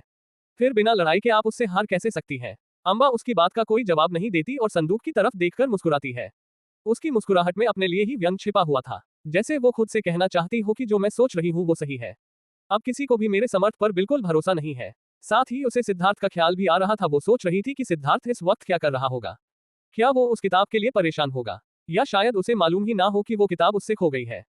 वो अपने ख्यालों में डूबी हुई थी। तभी भूमि उससे कहती है, अब बहुत हो गई उदासी, आप अपने छोटे से दिमाग को इतना परेशान मत करो। चलिए बाग में थोड़ा घूम कर आते हैं, इससे आपको अच्छा महसूस होगा। इधर सिद्धार्थ इंतजार करता हुआ बेचैन हो रहा था। उधर बार बार भूमि के आग्रह करने पर अंबा उसके साथ जाने को मान तो जाती है, लेकिन उसे एक क्षण रुकने को कहती है और मेज पर रखे उस छोटे से संदूक को खोलकर लाल कपड़े में बंधे उस किताब को अपने हाथों में लेती है। उस किताब को कुछ देर ध्यान से देखने के बाद उसे अपने कक्ष में ही रखे एक बड़े से संदूक के अंदर डाल देती है और उस पर एक बड़ा सा ताला लगाकर चाबियां का गुच्छा अपनी कमर में बांधकर भूमि के साथ निकलने को तैयार हो जाती है। भूमि अम्बा को ऐसा करते हुए बड़े ध्यान से देख रही थी। उसे अम्बा की ये बात बिल्कुल समझ नहीं आती और वो उससे पूछती है, इस किताब में ऐसा क्या खास था कि आपने उसे यहाँ से उठाकर वहां रख दिया? आखिर राखी तो आपके कक्ष में ही है और ऊपर से इतना बड़ा ताला, बाहर इतने सिपाही है, फिर आपको किससे डर लग रहा है? भूमि की बातें सुनकर अम्बा उसे शांत रहने को कहती है और कहती है कि तुम अभी नहीं समझोगी, ये किताब बहुत महत्वपूर्ण है। पिताजी की उम्मीद इससे जुड़ी हुई है। मैं इसे लेकर कोई भी लापरवाही नहीं कर सकती, इसलिए इसकी सुरक्षा करना मेरा दायित्व है। चलो अब ये सब छोड़ो और हम बाहर चलते हैं। दोनों कक्ष से बाहर निकलती हैं। CH-46 पुरानी यादें। भूमि को अंदर गए हुए काफी वक्त हो गया था। सिद्धार्थ की निगाहें सिर्फ अम्बा के कक्ष के दरवाजे की ओर टिकी हुई थी। तभी उसे अम्बा के कक्ष का दरवाजा खुलता हुआ दिखाई देता है। वो अपना चेहरा छिपाकर अपने काम में लग जाता है। वो देखता है कि अम्बा और भूमि दोनों एक साथ बाहर निकलकर कहीं जा रहे हैं। सिद्धार्थ को थोड़ी तसल्ली मिलती है। अम्बा और भूमि बिल्कुल उसके बगल से निकल जाते हैं। अम्बा को तो एहसास ही नहीं था जिस सिद्धार्थ के बारे में वो सोचकर परेशान हो रही है। वो सिद्धार्थ इस वक्त उसकी बिल्कुल समीप मौजूद है। अम्बा के बिल्कुल उसके समीप से आगे गुजर जाने के बाद सिद्धार्थ एक बार पलटकर उसे देखता है और सोचता है कि सबके साथ बार बार धोखा करने के बावजूद भी कैसे ये परिवार आराम से अपनी जिंदगी जी रहे हैं। अम्बा और भूमि के आगे बढ़ जाने के बाद सिद्धार्थ अब उन पहरेदारों के इधर उधर जाने का इंतजार कर रहा था ताकि वो चुपचाप अम्बा के कक्ष में प्रवेश कर सके, लेकिन कोई भी सिपाही वहां से हटने को जैसे तैयार ही नहीं था। सिद्धार्थ इस मौके को नहीं गंवाना चाहता था। वो चुपचाप महल के दीवार पर लगे एक छोटे से सजावटी पत्थर को उठाकर पीछे की ओर से फेंक देता है। जैसे ही पत्थर की गिरने की आवाज आती है, सभी सिपाही घबरा जाते हैं और उसी आवाज की ओर दौड़ने लगते हैं। सिद्धार्थ ही कुछ देर तक उनके साथ जाने का नाटक करता है और जैसे ही सभी सिपाही आगे निकल जाते हैं, वो पीछे पलटकर बहुत तेजी से अम्बा के कक्ष में घुसकर दरवाजा बंद कर लेता है। सिद्धार्थ अपना एक लक्ष्य पार कर चुका था। वो इस वक्त अम्बा के कक्ष में मौजूद था, वो भी बिल्कुल अकेला। सिद्धार्थ इस मौके को गंवाना नहीं चाहता था। वो बहुत फुर्ती से अम्बा के कक्ष में इधर उधर इस किताब को तलाशने की कोशिश कर रहा था। वो हर जगह घूम घूम कर देखने की कोशिश करता है, ढूंढने की कोशिश करता है कि वो किताब अम्बा ने कहाँ रखी है, क्योंकि जासूस के अनुसार विक्रमादित्य ने वो किताब को अम्बा को सौंप दी था, तो अम्बा उसे अपने कक्ष में ही रखेगी। हर तरफ देखने के बाद सिद्धार्थ की नजर कुछ बड़े से संदूक पर पड़ती है जिसमें एक बहुत बड़ा ताला लगा हुआ था। सिद्धार्थ मन ही मन सोचता है, हो ना हो अम्बा ने वो किताब छिपाया होगा। इधर अम्बा और भूमि बाग में टहल रहे थे, लेकिन अम्बा को सुकून मिलने के बजाय उसकी बेचैनी और बढ़ने लगी थी। उससे भूमि की बक बक बर्दाश्त नहीं हो रही थी। वो कुछ देर शांत रहना चाहती थी, मौन रहना चाहती थी। उसका मन इतना व्यथित था कि ये ठंडी हवा भी उसे चुभ रही थी। अम्बा भूमि से कहती है, अब बहुत हुआ भूमि, मुझे आराम करना है, चलो अपने अपने कक्ष की ओर वापस चलते हैं। लेकिन भूमि उससे कुछ देर और टहलने को कहती है, मगर अम्बा मना कर देती है और महल के अंदर जाने लगती है। भूमि पीछे से आवाज लगाते हुए कहती है, भोजन का वक्त हो गया है, आप दोबारा अपने कक्ष से निकल कर आएंगी। उससे बेहतर है कि भोजन करके हम अंदर जाते हैं। लेकिन अम्बा फिर उसे मना कर देती है और हाथ दिखाते हुए अंदर की ओर जाने लगती है और पलटकर उससे कहती है, मेरा भोजन करने का मन नहीं है। फिर भी तुम मानोगी तो नहीं, अगर तुम चाहो तो थोड़ा भोजन मेरे कक्ष में भिजवा देना, मैं आज अकेले रहना चाहती हूँ। ऐसा कहते हुए अम्बा अपने कक्ष की ओर आगे बढ़ने लगती है। इधर सिद्धार्थ कोई ऐसी चीज ढूंढ रहा था जिससे वो ये बड़ा ताला तोड़ सके। अम्बा जैसे ही कक्ष के करीब पहुंचती है, दरवाजे के बाहर से सिद्धार्थ को हलचल सुनाई देती है। उसे समझा जाता है कि शायद अम्बा या कोई और बाहर आ चुका है। सिद्धार्थ को कुछ समझ नहीं आता है। दरवाजा खुलने ही वाला था कि सिद्धार्थ अम्बा के पलंग के नीचे जाकर छिप जाता है। इस समय उसे यही एक जगह दिखाई दी थी जहां वो खुद को छिपा सकता था। अम्बा अंदर आती है, अपने कक्ष का दरवाजा अंदर से बंद करती है। भले ही अम्बा सिद्धार्थ को नहीं देख सकती थी, लेकिन सिद्धार्थ उसे देख सकता था और गुरु कश्यप के आश्रम के बाद दोनों काफी दिन बाद आमने सामने थे। लेकिन इस अजीब से परिस्थिति में ये सोच सोचकर सिद्धार्थ को खुद पर गुस्सा आ रहा था। अम्बा भी आगे आकर आराम से अपने पलंग पर बैठ जाती है। सिद्धार्थ को सिर्फ उसके पैर दिखाई दे रहे थे। उसकी सारी योजना अब जैसे बर्बाद हो चुकी थी। अब वो क्या करे उसे कुछ समझ नहीं आ रहा था। अब वो खुद को कोस रहा था। वो मन ही मन कहता है, सिद्धार्थ, इससे अच्छा था कि मैं कुछ देर इंतजार करने के बाद देर रात तक कक्ष में आता। तब तक शायद ये सो जाती और मैं आसानी से उस किताब को ढूंढ सकता था। उसने कक्षा का कोना कोना देख लिया था, सिर्फ उस बड़े संदूक में देखना बाकी था। सिद्धार्थ को पूरा यकीन था कि वो किताब उसी संदूक के अंदर है। कुछ देर तक अम्बा यूं ही बैठे हुए कुछ सोच रही थी।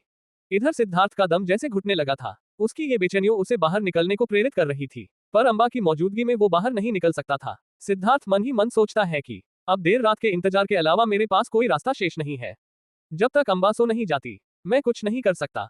अगर मैं इस वक्त बाहर निकला तो अम्बा शोर मचाकर सिपाहियों को बुला लेगी, और ऐसी परिस्थिति में सबसे लड़ भी लूं तो भी किताब का पता नहीं लगा पाऊंगा। इसलिए मौन रहने में ही समझदारी है। ये सोचकर वो चुपचाप वहीं छुपा रहता है। काफी देर तक अम्बा इसी तरह से मौन बैठी हुई थी। सिद्धार्थ अम्बा के व्यवहार से परिचित था। अम्बा बहुत चंचल थी और इस तरह से उसका शांत और मौन रहना उसे कुछ अजीब लग रहा था। सिद्धार्थ को बार बार वो दृश्य याद आ रहा था जब अम्बा ने राक्षस से उसकी जान बचाई थी। उसे अम्बा और अपना बचपन भी याद आ रहा था। वो मन ही मन सोच रहा था, परिस्थिति इंसान को किस मोड़ पर लाकर खड़ा कर देती है। कहा इसी कक्ष में जब हम दोनों पहले अकेले हुआ करते थे तो कितने करीब होते थे और आज इसी कक्ष में इतने पास होने के बावजूद भी वो एक दूसरे से कितने दूर हैं। वहीं अम्बा सोच रही थी कि अगर सिद्धार्थ को पता चलेगा कि वो किताब मेरे पास है, वो मेरे बारे में क्या सोचेगा। वो सोचेगा कि जब मैं उसे आमने सामने नहीं हरा पाई तो मैंने षड्यंत्र रचना शुरू कर दिया। ऐसे में वो मेरा मजाक उड़ाएगा, मेरा उपहास करेगा। अगर उसने कभी सामने आकर मुझसे इसका कारण पूछ लिया तो मैं उसे जवाब देने योग्य नहीं रहूंगी। अम्बा मन ही मन अपनी किस्मत को भी कोस रही थी। उसे ऐसा लग रहा था कि इतनी सारी परीक्षाएं उसी की किस्मत में क्यों लिखी है। वो दोनों तो एक दूसरे के ख्यालों में खोए हुए थे, लेकिन अम्बा सिद्धार्थ की मौजूदगी से अनजान थी। तभी अचानक दरवाजे पर किसी की खटखटाने की आवाज आती है। अम्बा का मौन टूटता है और वो दरवाजे के समीप जाने लगती है। सिद्धार्थ की घबराहट बढ़ जाती है। उसे लगता है कि कहीं विक्रमादित्य या कोई सिपाही तो नहीं है, किसी को पता तो नहीं चल गया कि मैं इस कक्ष के अंदर हूँ। अम्बा जैसे ही दरवाजा खोलती है, बाहर कुछ दासियां खड़ी हुई थी जो अम्बा के लिए भोजन लेकर आई थी। वो अंदर आने की अनुमति मांगती है। अम्बा उन्हें अंदर आने का रास्ता देती है। वो सभी सामने रखी एक बड़ी सी मेज पर भोजन रखकर कहती है कि राजकुमारी भूमि ने आपके लिए भोजन आपके कक्ष में लाने का आदेश दिया था। राजकुमारी अम्बा, आप भोजन कर लीजिए।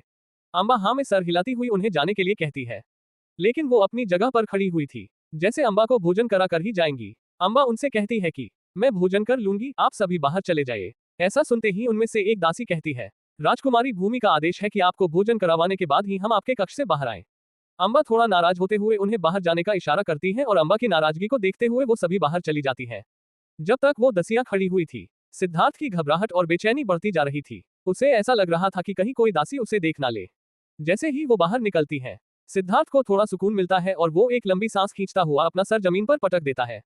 जहां दासियों के जाने के बाद कमरे में बिल्कुल सन्नाटा था, वहीं सिद्धार्थ के सर पटकने से थोड़ी सी आवाज आती है। शांत कमरे में थोड़ी सी आवाज भी अम्बा के कानों तक पहुंच जाती है। उसे ऐसा लगता है जैसे कुछ है, कोई आवाज आई है। सिद्धार्थ को भी महसूस होता है कि उसने गलती कर दी और शायद वो अब पकड़ा जाएगा। अम्बा अपने स्थान पर खड़ी होती है और इधर उधर देखती उसे कुछ दिखाई नहीं देता, और वो इस बात को बिल्कुल नजरअंदाज करती हुई भोजन की थाली के करीब जाकर देखती है। बहुत से अच्छे शाही पकवान रखे हुए थे। कुछ तो ऐसे थे जो खासतौर पर भूमि ने अम्बा की पसंद को ध्यान में रखकर बनावाया था, ताकि अम्बा खुश हो जाए। लेकिन अम्बा को कुछ भी खाने का मन नहीं था, फिर भी वो भूमि का मान रखने के लिए थोड़ा सा भोजन करती है। उसने सिर्फ एक या दो निवाले ही अपनी हलक पर उतारा था और फिर वो भोजन की थाली वापस से ढककर ऐसे ही छोड़ देती है। सिद्धार्थ ये सब देख रहा था। उसे अम्बा की हरकतें कुछ अजीब सी लग रही थी। वैसे भोजन की खुशबू से छोटी यथार्थ के पेट में भी हलचल होने लगी थी। उसे भी भूख लग रही थी, लेकिन वो इस वक्त कुछ नहीं कर सकता था। अम्बा को इस तरह भोजन की थाली यूं ही छोड़ता देख वो सोच रहा था कि अक्सर जब सामने से सब कुछ मिलता है तो इंसान को उसकी कदर नहीं होती है। इसे भूख नहीं लगी है और मेरा दिमाग अब सिर्फ खाने की ओर ही जा रहा है। सिद्धार्थ को अम्बा और उसके पुराने दिन याद आ रहे थे। वो याद करता है कि अम्बा उससे अक्सर कहा करती थी कि दिन भर उसे भोजन मिले या ना मिले, रात को भोजन जरूर मिलना चाहिए, क्योंकि खाली पेट उसे नींद नहीं आती। उद्धरण चिन्ह। ऐसा सोचते हुए सिद्धार्थ के चेहरे के भाव बदलने लगे थे। उसे अब अम्बा पर गुस्सा आ रहा था, क्योंकि अच्छे दिनों के साथ साथ उसे अम्बा और अपने बीच की वो दूरियां भी याद आ रही थी। वो सोच रहा था कि शायद इसने धोखा देने के साथ साथ अब खाली पेट सोना भी सीख लिया है।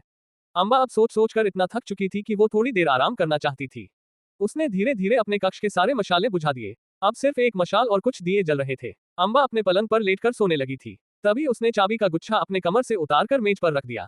सिद्धार्थ ने जैसे ही चाबियों की आवाज सुनी वो खुश हो गया, और उसने खुद से कहा, चलो चाबियां तो मिल गई, अब बस इसके सोने का इंतजार है। कमरे में खामोशी बढ़ती जा रही थी। सिद्धार्थ को अब यकीन हो गया था कि अम्बा सो चुकी है। अम्बा बिल्कुल शांत थी। कोई हलचल ना होने से सिद्धार्थ धीरे से बाहर निकलता है, और बाहर निकलते ही एक बार अम्बा को देखता है। उसकी आंखें बंद थी, वह सो रही थी। कमरे में अंधेरा था, फिर भी कुछ दियों के जलने से इतनी रोशनी को दी थी वो अम्बा को साफ साफ देख सकता था। सिद्धार्थ चुपचाप मौन खड़ा सिर्फ अम्बा को देख रहा था। अम्बा आज भी उतनी ही खूबसूरत दिख रही थी जितना वो हमेशा सिद्धार्थ को लगती थी। उसे देखता हुआ सिद्धार्थ मन ही मन कहता है, अम्बा तुमने हम दोनों के बीच एक अजीब सी उलझन को जन्म दे दिया है। तुम्हें देखता हूँ या तुम्हारे नाम के सामने आ जाने से ही मुझे हमारे पुरानी याद आने लगते हैं, जो बहुत खुशियों के साथ बीते थे। लेकिन तुम्हारा धोखा, तुम्हारा स्वार्थ सामने दीवार बनकर खड़ा हो जाता है, और मुझे तुमसे, तुम्हारे इस चेहरे से और तुम्हारे पूरे अस्तित्व से घृणा होने लगती है। आज भी तुम्हारे इसी धोखे ने मुझे इस तरह चोरी छिपे तुम्हारे कक्ष में आने पर मजबूर कर दिया है। सिद्धार्थ उसे देखता हुआ आगे कहता है कि तुम और तुम्हारा पूरा परिवार खुद तो गलतियां करते हैं और दूसरों से भी करवाते हो। ऐसा सोचते हुए वो मेज की तरफ आगे बढ़ता है। 47 विक्रमादित्य की तलवार। सिद्धार्थ की नजर चाबियों के गुच्छे पर गड़ी हुई थी। उसे अंदाजा था कि इन्हीं में से किसी एक चाबी से उस बड़े संदूक का ताला खुल सकता है, और शायद वो किताब वहीं होनी चाहिए। वो धीरे धीरे दबे पांव मेज की तरफ आगे बढ़ता है और चाबी के गुच्छे को हाथ लगाता है। हाथ लगाते ही एक हल्की सी आवाज आती है और उस आवाज से परेशान हो अम्बा करवट बदलती है। सिद्धार्थ डर जाता है। उसे लगता है कि अब अम्बा जाग जाएगी, लेकिन अम्बा की आंखें अभी भी बंद थी। लेकिन अब उसका चेहरा मेज की ओर ही था। सिद्धार्थ बड़ी सावधानी से दोनों हाथों से चाबियों के गुच्छे को उठाता है और धीरे धीरे संदूक की तरफ आगे बढ़ने लगता है। ताला खोलने से पहले ही वो एक बार मुड़कर अम्बा की तरफ देखता है। अम्बा अभी भी सो रही थी। वो नीचे बैठकर ताला खोलने की कोशिश करने लगता है। उस गुच्छे में बहुत सारी चाबियां थी। उस बड़े ताले की चाबी कौन सी है ये सिद्धार्थ को समझ नहीं आ रहा था। वो एक एक करके सभी चाबियों से उस ताले को खोलने की कोशिश करने लगता है। उसने पूरी सावधानी बरती थी कि शोर बिल्कुल ना हो और अम्बा शोर से ना जागे। लेकिन फिर भी उसकी तमाम कोशिशों के बावजूद भी चाबियों के हिलने डुलने से इतनी आवाज हो रही थी कि सिद्धार्थ का दिल बैठा जा रहा था। वो बार बार पीछे पलटकर अम्बा की ओर देख रहा था। आखिरकार इतनी कोशिश और डर के बाद उसे वो चाबी मिल ही जाती है, जिससे उस संदूक का ताला खुल गया। लेकिन अंधेरा इतना था कि उसे संदूक के अंदर कुछ नजर नहीं आ रहा था। अब उसके पास एक ही रास्ता था, उसे मशाल लाकर उसकी रोशनी में उस किताब की तलाश करना होगा। ये सोचते हुए वो मशाल की तरफ आगे बढ़ता है और मशाल हाथ में लेकर उस रोशनी में किताब को तलाशने की कोशिश करता है। किताब संदूक के अंदर सामने ही रखी थी। वो लाल कपड़ा खोलकर देखता है, ये वही किताब थी जो गुरु अश्विन ने सिद्धार्थ के लिए लिखी थी। उसे देखकर सिद्धार्थ के चेहरे खुशी आ जाती है। वो जल्दी जल्दी किताब को लाल कपड़े में बांधता है और उसे अपनी जेब में रखकर संदूक का दरवाजा बंद करता है। वो जैसे ही पीछे पलटता है उसे अम्बा पीछे खड़ी हुई दिखाई देती है। सिद्धार्थ के पैर तो जैसे जम जाते हैं।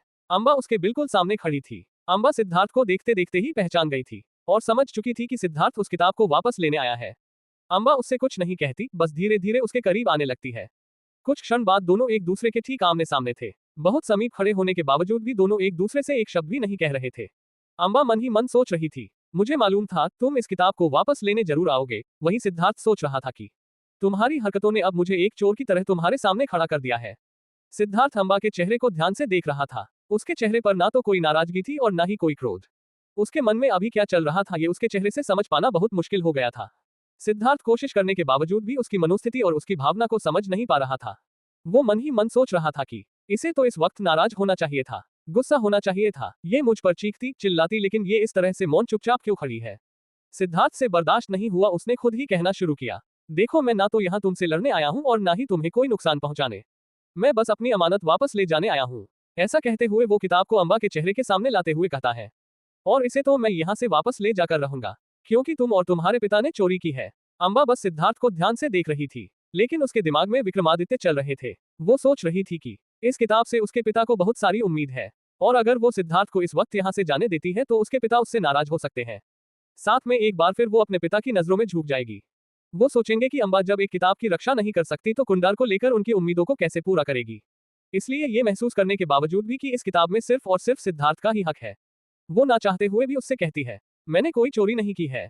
ये किताब अब मेरे पास आ चुकी है, इसके अंदर जो भी है उसे सीखने और समझने का हक सिर्फ मुझे है। तुम इसे मेरे हवाले करके तुरंत यहाँ से चले जाओ, वरना अंजाम तुम्हारे हित में नहीं होगा। अब अम्बा की ऐसी बातें सुनकर सिद्धार्थ के चेहरे पर मुस्कुराहट आ गई थी। एक ऐसी मुस्कुराहट जो सीधी अम्बा के चरित्र पर उंगली उठा रही थी। वो मुस्कुराते हुए कहता है, बस मैं इसी क्षण का इंतजार कर रहा था। मैं इंतजार कर रहा था कि कब एक चोर होने के बावजूद भी तुम उल्टा मुझ पर ही उंगली उठाओगी। अम्बा सिद्धार्थ की इस बात से चिढ़ते हुए कहती है, अगर तुम नहीं चाहते कि मैं शोर मचाऊं और सिपाहियों को यहाँ बुलाओ तो इसी वक्त यहाँ से चले जाओ। सिद्धार्थ उससे कहता है, तुमसे और तुम्हारे पिता से उम्मीद ही क्या की जा सकती है। तुम दोनों दूसरों का हक छीनने, धोखा देने और अपने निजी स्वार्थ के लिए किसी भी हद तक जाने में माहिर हो। लेकिन इतना समझ लो, मैं अब कोई बच्चा नहीं हूँ जिसे विक्रमादित्य बहला फुसलाकर कई साल अपना बनाकर रख सकते हैं और जब चाहे तब धोखा देकर उसे बाहर निकाल सकते हैं। मैं सिद्धार्थ हूँ, सिद्धार्थ महानामन, जिसकी क्षमताओं के बारे में अब तक तुम्हें अच्छी तरह से पता चल गया है। उद्धरण चिन्ह। ऐसा कहते हैं सिद्धार्थ अम्बा को धक्का देकर आगे बढ़ने लगता है। तभी अम्बा आवेग में आकर अपनी कटार सीधे उसके गर्दन पर अड़ा देती है और उससे कहती है कि अगर तुमने एक कदम भी आगे बढ़ाया तो इसी वक्त ये कटार तुम्हारे गले के अंदर उतारने में ज्यादा वक्त नहीं लगाऊंगी। और तुम भी मेरी क्षमताओं से इतनी तो परिचित हो और अच्छी तरह से जानते हो कि मैं ऐसा कर सकती हूँ। अपनी गर्दन पर अम्बा की कटार और हाथों में रखी किताब की सुरक्षा का ध्यान रखते हुए सिद्धार्थ चुपचाप खड़ा हो जाता है। अम्बा और सिद्धार्थ एक दूसरे की बहुत नजदीक खड़े थे। अम्बा की कटार सिद्धार्थ के गर्दन पर थी। अम्बा और सिद्धार्थ दोनों से जैसे कुछ बोला नहीं जा रहा था। दोनों बिल्कुल मौन बस एक दूसरे को देख रहे थे। उन दोनों को उनके पुराने दिन याद आ रहे थे। जैसे जैसे वो अपनी पुरानी यादों की तरफ आगे बढ़ रहे थे, दोनों की पलकें बिल्कुल एक दूसरे पर अटक गई थी। ना कोई कुछ बोल रहा था और ना दोनों में कोई हलचल थी। यादें तो यादें होती हैं। अगर बीती हुई अच्छी यादें याद आ रही थी तो कुंडार में अम्बा के ठीक सामने खड़े सिद्धार्थ को अपना अपमान और अपने साथ हुआ धोखा भी याद आ रहा था। सिद्धार्थ के चेहरे की रंगत बदलने लगी थी। वहीं अम्बा को योद्धा परिषद की वो कड़वी यादें किसी जंजीर की तरह तकलीफ दे रही थी, जिसमें सिद्धार्थ ने पूरी सभा के सामने उसका तिरस्कार किया था। सिद्धार्थ अम्बा की ओर देखता हुआ 2 कदम पीछे हटता है। उसे इस तरह से पीछे हटते देख अम्बा समझ जाती है कि वो यहाँ से जाने की कोशिश कर रहा है, लेकिन अम्बा उसे जाने नहीं दे सकती क्योंकि अगर सिद्धार्थ किताब लेकर यहाँ से लौट जाता तो अम्बा को एक बार फिर अपमान का घूंट पीना पड़ता। इसलिए वो सिपाहियों को आवाज लगा देती है। उसके कक्ष के बाहर मौजूद सिपाही की एक आवाज पर दौड़ते कक्ष के अंदर चले आते हैं। सिद्धार्थ अम्बा की इस हरकत से घबरा जाता है। पहले से इस बात के लिए तैयार नहीं था। वो अपनी सुरक्षा के लिए कोई कदम उठा पाता उससे पहले है चारों ओर से उसे सिपाही घेर लेते हैं। उसके चारों ओर खड़े सिपाहियों के हाथों में तलवार थी और सबकी तलवार की नोक सिद्धार्थ के ऊपर टिकी हुई थी। ऐसी परिस्थिति में अगर वो हिलता भी तो उसके साथ बुरा हो सकता था। साथ ही वो अपने हाथ में रखे उस किताब को गंवाना नहीं चाहता था, जिसके लिए उसने इतना बड़ा जोखिम उठाया था। सिद्धार्थ को अम्बा पर क्रोध आ रहा था। वह अम्बा की ओर देखकर कहता है, बस इसी एक बात की उम्मीद थी, मुझे पता था कि तुम कुछ ऐसा ही करने वाली हो। सिद्धार्थ की आवाज में नफरत और अपने और बढ़ते इल्जाम भरे शब्दों से अम्बा का रवैया भी बदल रहा था। वो सिद्धार्थ से कहती है, मैंने तुम्हें पहले भी चेतावनी दी थी कि तुम यहाँ से चले जाओ, पर तुमने मेरी बात नहीं मानी। सिद्धार्थ अम्बा के कक्ष में मौजूद है। ये बात कुंडार के पूरे राजमहल में आग की तरह फैल चुकी थी। विक्रमादित्य के कानों में जैसे ही ये बात पहुंचती है, वो दौड़ता हुआ बहुत से सिपाहियों के साथ अम्बा के कक्ष की ओर आने लगता है। कुछ घड़ी बाद वो भी अम्बा के कक्ष में मौजूद था। सिद्धार्थ को इस तरह से सिपाहियों से घिरा देख, उसके हाथ में किताब देख विक्रमादित्य सारी बात समझ जाते हैं। विक्रमादित्य तेजी से चलते हुए अम्बा के करीब जाकर उसके कंधे पर हाथ रख उससे पूछते हैं, तुम ठीक हो ना अम्बा, तुम्हें कोई चोट तो नहीं आई? उनकी आवाज में अपनी बेटी के लिए चिंता परेशानी साफ तौर पर झलक रही थी। वहीं क्रोध से उनकी आंखें लाल हो चुकी थी और वो सिद्धार्थ की ओर पलटते हुए कहते हैं, कुंडार के राजमहल में सेनापति के रूप में काम करने के बाद भी क्या अब तुम्हें कुंडार की सैन्य शक्ति बहुत छोटी नजर आती है? क्या तुम्हें ऐसा लगने लगा है कि कुंडार के राजमहल की सुरक्षा में कोई कमी हो गई है, जो तुमने इतनी बड़ी हिम्मत दिखाई? विक्रमादित्य भी अपनी तलवार निकालकर सिद्धार्थ की गर्दन पर अड़ा देता है। विक्रमादित्य चाहे कितनी भी बातें कर रहे थे, भले सिद्धार्थ की गर्दन पर विक्रमादित्य की तलवार टिकी हुई थी, लेकिन सिद्धार्थ उनकी ओर एक नजर नहीं देख रहा था। जैसे कुंडार के महाराज का अस्तित्व के सामने कोई मायने नहीं रखता, बल्कि उसकी नजर सिर्फ अम्बा को देख रही थी और अपनी बड़ी बड़ी आंखों से अम्बा को घूरता हुआ वो जैसे उससे सवाल पूछ रहा हो। उसकी सवाल भरी नजरें अम्बा को परेशान कर रही थी। अम्बा को ऐसा महसूस था जैसे उसकी नजरों से इल्जाम और अपमान की चिंगारियां सीधे उसके शरीर पर पड़ रही हो। तभी विक्रमादित्य सिपाही से कहते हैं, इस सिद्धार्थ को तुरंत कारागार में डाल दिया जाए, इसकी सही जगह वही है। सिद्धार्थ को विक्रमादित्य की बात सुनकर जैसे हंसी आ जाती है और वो हंसते हुए कहता है, इससे पहले भी आपने मुझे अपने महल के कारागार में डाला था, उसके बाद आपके कारागार की वो दुर्दशा और वो रात क्या आप भूल चुके हैं, जो दोबारा वही गलती दोहराने जा रहे हैं? इतना सुनते ही विक्रमादित्य की तलवार सिद्धार्थ के गले और करीब आ चुकी थी। तभी सिद्धार्थ जोर जोर से हंसते हुए कहता है, आपके कुंडार के किसी कैद खाने की दीवार इतनी मजबूत नहीं कि सिद्धार्थ महानामन को कैद कर सके। अपने पिता से इस तरह सिद्धार्थ को बदतमीजी करता देख, उनकी बेइज्जती करता देख अम्बा को जैसे क्रोध आने लगता है। अम्बा भारी स्वर और पूरी नाराजगी के साथ उससे कहती है, सिद्धार्थ अपनी सीमा में रहकर बात करो, तुम्हें मालूम होना चाहिए कि इस वक्त तुम्हारे सामने कुंडार के महाराज खड़े हैं। अम्बा को इस तरह कहता देख सिद्धार्थ विक्रमादित्य की तलवार अपने हाथ से नीचे करता हुआ अम्बा को देखकर कहता है, अपनी मर्यादा और सीमा में रहना मुझे बखूबी आता है, लेकिन आप लोग अपने मर्यादा भूल चुके हैं। तभी तो हवेली से ये किताब चुराकर यहाँ ले आए हैं। वो किताब अब भी सिद्धार्थ के हाथों में थी, जिसे वो हवा में लहराता हुआ विक्रमादित्य और अम्बासे को जवाब दे रहा था। अपने लिए चोर शब्द सुनने के बाद विक्रमादित्य का क्रोध तो जैसे अपनी सीमा लंघ चुका था। वो एक बार फिर तलवार को तेजी से सिद्धार्थ के कंधे की तरफ आगे बढ़ाते हैं और इससे सिद्धार्थ के कंधे पर चोट लग जाती है, जिसमें से खून बहने लगता है। विक्रमादित्य पर उसके कंधे से बहते खून का कोई असर नहीं हो रहा था, लेकिन अम्बा से ये बहता हुआ खून देखा नहीं जा रहा था। वो अपनी नजरें सिद्धार्थ की ओर से फेर लेती है और दूसरी ओर देखने लगती है। CH-48 द्वंद्व की चुनौती। सिद्धार्थ कुंडार के राजमहल में खड़ा कुंडार की योग्यता को बार बार ललकार रहा था। कुंडार को बार बार भला बुरा कह रहा था। अपने राज्य कुंडार के बारे में सिद्धार्थ के मुंह से अपशब्द सुन विक्रमादित्य की क्रोध की सीमा पार हो चुकी थी, लेकिन वो खुद पर संयम रखते हैं और पूरी समझदारी और सोची समझी रणनीति के साथ सिद्धार्थ के खिलाफ कदम उठाना चाहते हैं। विक्रमादित्य ये अच्छी तरह से जानते थे कि भले ही आवेग में आकर उन्होंने सिद्धार्थ को कैद करने की आज्ञा दे दी है, पर सिद्धार्थ को कैद करना इतना आसान नहीं है। वो अपनी एकमात्र ऊर्जा से पूरे कैद खाने को ध्वस्त कर सकता है, और इसका सबूत वो पहले कुंडार में देख चुके हैं। विक्रमादित्य मन ही मन सोच रहे थे, सिद्धार्थ एक शस्त्र चक्रीय महावीर योद्धा है, इस बात से हम दोनों ही परिचित हैं, लेकिन अगर सिद्धार्थ इस वक्त ये किताब लेकर कुंडार की सीमा से बाहर निकल गया, तो कुंडार की बहुत बड़ी हार होगी। मगध के साथ साथ ब्रह्म देश के दूसरे राज्य कुंडार का मजाक उड़ाएंगे, और विक्रमादित्य जैसा महत्वाकांक्षी और स्वार्थी शासक ये अच्छी तरह से जानते थे कि योग्यता के प्रचार में जितना समय नहीं लगता, उससे ज्यादा निर्बलता का फैलाव हवा की तरह हो ही जाता है, और ये कुंडार के साथ पहले भी हो चुका है। योद्धा परिषद की बेइज्जती से अभी भी कुंडार उभर नहीं पाया है, और विक्रमादित्य ने ठान लिया था कि वो सिद्धार्थ को इतनी आसानी से यहाँ से जाने नहीं देगा। वहीं सिद्धार्थ की जबान से कड़वी बातें और बार बार लगाए जाने वाला इल्जाम अम्बा को परेशान कर रहे थे। अम्बा की बेचैनी बढ़ती जा रही थी। अम्बा और सिद्धार्थ दोनों ने गुरु कश्यप के आश्रम से शिक्षा ली थी। इस बात से विक्रमादित्य भली भांति परिचित थे। वो सिद्धार्थ की ओर घूर घूर कर देखते हुए ये मन ही मन सोच रहे थे, मेरी बेटी अम्बा सिद्धार्थ से कम नहीं है। पूरा ब्रह्म देश जिसे देवी का स्वरूप मानता है, कुंडार की आस्था है कि अम्बा कोई साधारण इंसान न होकर एक देवी है। ऐसी लड़की भले ही एक बार योद्धा परिषद में सिद्धार्थ के हाथों हार चुकी है, पर अब उसकी शक्तियां सिद्धार्थ के बराबर है। उसे सिद्धार्थ इतनी आसानी से हरा नहीं सकता। ये सब सोचते हुए विक्रमादित्य के दिमाग में एक ख्याल आता है और विक्रमादित्य सिद्धार्थ को ललकारते हुए कहते हैं, तुमने कुंडार की सीमा में बिना अनुमति आकर एक बहुत बड़ा अपराध तो कर ही दिया है, जिसके लिए तुम सजा पाने योग्य हो। और ना सिर्फ तुम कुंडार की सीमा के अंदर बल्कि कुंडार की राजकुमारी के कक्ष तक पहुंच गए। मुझे ऐसा लगता है कि जैसे तुम्हें अपने समर्थक पर अपनी शक्तियों पर जरूरत से ज्यादा भरोसा है। प्रश्नवाचक चिन्ह उद्धरण चिन्ह। ऐसा कहते हुए सिद्धार्थ की ओर अपनी उंगलियां आगे कर विक्रमादित्य फिर कहते हैं, इसलिए सिद्धार्थ महानामन, मैं तुम्हें द्वंद्व युद्ध के लिए ललकारता हूँ। अगर तुम मुझसे हार गए तो तुम्हें जिंदगी भर कुंडार के कारावास में कैद रहना होगा। और अगर विक्रमादित्य कुछ कहते उससे पहले ही सिद्धार्थ कहता है, आज पहली बार आपने मेरी इच्छा अनुसार बात की है। ऐसा लग रहा है जैसे आप मेरी मन की स्थिति को भांपकर मेरी जवाब बोल रहे हैं। इतना कह सिद्धार्थ बिल्कुल चुप हो जाता है। उसकी यह बात सुन अम्बा और विक्रमादित्य उसकी ओर सवाल भरी नजरों से देखते हैं। तभी सिद्धार्थ फिर कहता है, ठीक है, मैं आपसे द्वंद्व करने को बिल्कुल तैयार हूँ और आप पर एक उपकार भी कर देता हूँ, क्योंकि आप और आपकी बेटी एक साथ मिलकर मुझे हराने के भी योग्य नहीं है। इसलिए अगर इस द्वंद्व युद्ध में आप हार गए तो आपकी जगह आपकी बेटी मुझसे लड़ सकती है। सिद्धार्थ की बातों में उसका गुरूर साफ तौर पर झलक रहा था। सिद्धार्थ अपनी बात को आगे बढ़ाते हुए फिर कहता है, अगर आप मेरे साथ इस युद्ध को लड़ते लड़ते हार जाए तो आपकी तरफ से आपकी प्यारी बेटी अम्बा मुझे हराने की कोशिश कर सकती है। जब तक आप दोनों में से कोई भी एक सचेत है या फिर जब तक आप दोनों अपनी हार स्वीकार नहीं कर लेते तब तक मैं विजयी नहीं माना जाऊंगा। लेकिन अगर आप दोनों को एक साथ हराने में कामयाब हो जाता हूं तो फिर मैं कुछ ऐसा करूंगा जिसके परिणाम के लिए आप दोनों अभी से तैयार हो जाए। सिद्धार्थ की गुरूर भरी बातें अम्बा को क्रोध दिला रही थी। अम्बा सिद्धार्थ से कुछ कहने के लिए आगे बढ़ती है पर विक्रमादित्य उसे इशारा करते हुए रोक देते हैं और वो सिद्धार्थ से कहते हैं, तुम्हें अपनी शक्तियों पर बहुत गुरूर है सिद्धार्थ, जल्द ही तुम्हें उनका उचित अनुमान भी हो जाएगा। लेकिन इस बात से तो तुम भी सहमत होगे का छोटी ये आधिकारिक तौर पर चाहे वो द्वंद्व युद्ध हो या किसी भी तरह का सैन्य युद्ध, रात के वक्त नहीं लड़ा जाता और अभी तो काफी रात हो चुकी है, इसलिए तुम्हें दिन होने का इंतजार करना होगा। सिद्धार्थ विक्रमादित्य की बातें बड़े गौर से सुन रहा था। रह रहकर वो बार बार अम्बा को विक्रमादित्य के साथ घूर घूर कर देख रहा था। विक्रमादित्य अपनी बात पूरी करते हुए सिद्धार्थ से कहते हैं, मैं आशा करता हूँ कि अपने द्वारा दिए गए वचन के अनुसार तुम यहाँ से जाने की कोशिश नहीं करोगे और कल सुबह तक इंतजार जरूर करोगे। सिद्धार्थ पूरे गुरूर के साथ सिर हिलाता हुआ उन्हें जवाब देता है, बिल्कुल, मैं आपकी किसी भी चुनौती से भयभीत नहीं हूँ।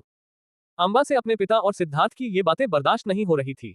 उसे ऐसा लग रहा था कि ऐसा कहकर उसके पिता सिद्धार्थ को पहले ही विजयी घोषित कर चुके हैं, तभी तो वो अकेला और उसके पिता और अम्बा एक साथ उससे युद्ध करने वाले हैं।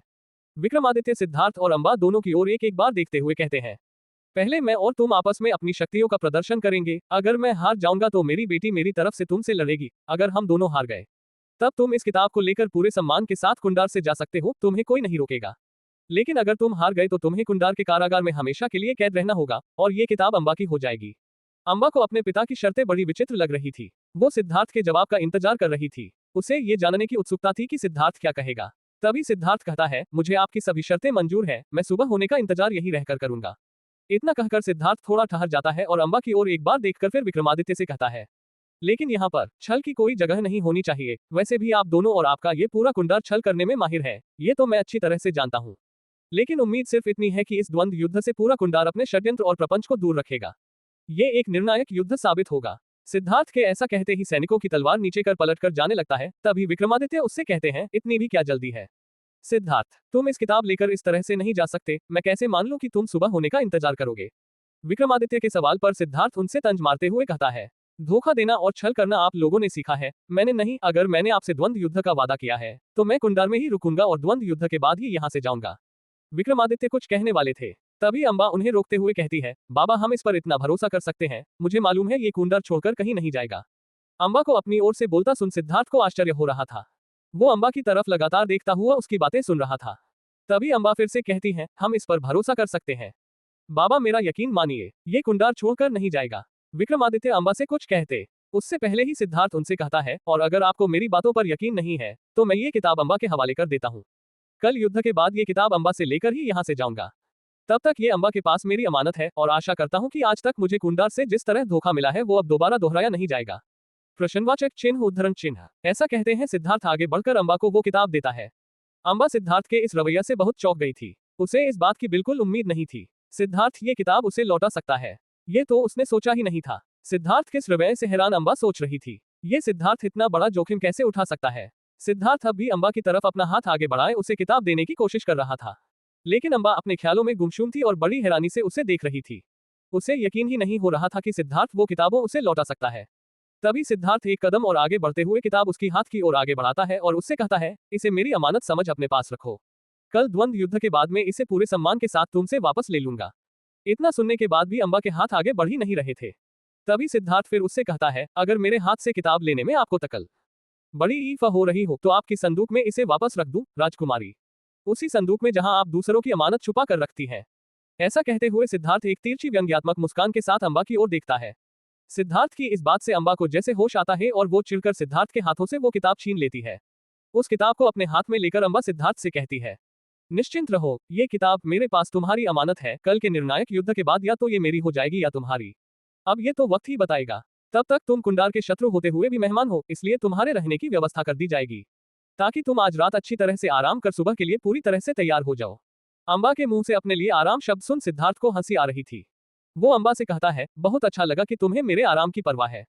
चलो फिर कल सुबह मुलाकात होगी। अम्बा और विक्रमादित्य के इशारे पर कुछ सिपाही सिद्धार्थ को उसका कक्ष दिखाने ले जाते हैं। सिद्धार्थ सिपाहियों के साथ मुड़कर जाने लगा था। अम्बा सिद्धार्थ को जाते हुए देख रही थी। वो तब तक उसे देखे जा रही थी जब तक वो पूरी तरह से उसकी नजरों के सामने से ओझल नहीं हो जाता। सिद्धार्थ अब जा चुका था। अम्बा उस किताब को एक बार ध्यान से देखती है और सिद्धार्थ की बातों को याद करते हुए उसे उसी संदूक में वापस रख देती है। फिर ताला लगाकर चाबी का गुच्छा अपनी कमर में बांधकर अपने पिता से कहती है, पिताजी, क्या हमने सिद्धार्थ को इस तरह से चुनौती देकर कोई गलती तो नहीं की? विक्रमादित्य अम्बा के सर पर हाथ रखते हुए उससे कहते हैं, नहीं अम्बा, हमने कोई गलती नहीं की है। अगर सिद्धार्थ आज ये किताब लेकर यहाँ से चला जाता है तो एक बार फिर तुम्हारे सामर्थ्य पर प्रश्न चिन्ह लग जाता, जो मैं बिल्कुल नहीं चाहता। कुंडार की जनता का भरोसा हमसे एक बार फिर उठ जाता। तुम क्या कहती सबसे कि क्यों तुमने सिद्धार्थ इतनी आसानी से जाने दिया? विक्रमादित्य अपनी बेटी की हिम्मत बढ़ाते हुए उससे कहते हैं, कल का ये युद्ध वाकई एक निर्णायक युद्ध होगा। या तो सिद्धार्थ हार जाएगा या फिर हम, और मुझे पूरा भरोसा है कि मेरी बेटी मेरा और कुंडार का सर शर्म से झुकने नहीं देगी। मैं अगर उस सिद्धार्थ के सामने टिक ना भी पाऊं तो तुम उसे जरूर मिट्टी का स्वाद याद दिलाओगी। मुझे तुमसे बहुत उम्मीद है और इस बात को अच्छी तरह से याद रखना अम्बा। इतना कहकर विक्रमादित्य वहां से जाने लगते हैं और एक बार पीछे पलटकर अपनी बेटी को सोने की हिदायत देते हैं। वो अम्बा से कहते हैं, अम्बा, अब तुम भी निश्चिंत होकर आराम करो। सारी चिंता कल पर छोड़ दो ताकि तुम कल एक नई ऊर्जा के साथ जागो और इस सिद्धार्थ का सामना कर इसे कुंडार से हमेशा के लिए दूर कर सको। विक्रमादित्य अम्बा के कक्ष का दरवाजा बंद कर जा चुके थे। अम्बा के लिए आज की ये रात बहुत भारी थी। कल क्या होगा सोच सोच कर उसे बेचैनी हो रही थी। वो अपने पलंग पर जाकर आराम करने की कोशिश करती है पर उसे नींद नहीं आ रही थी। इधर से सिपाही विक्रमादित्य के आदेशानुसार सिद्धार्थ को उसके कक्ष तक ले गए थे। सिपाही सिद्धार्थ को उसका कक्ष दिखाकर जा चुके थे।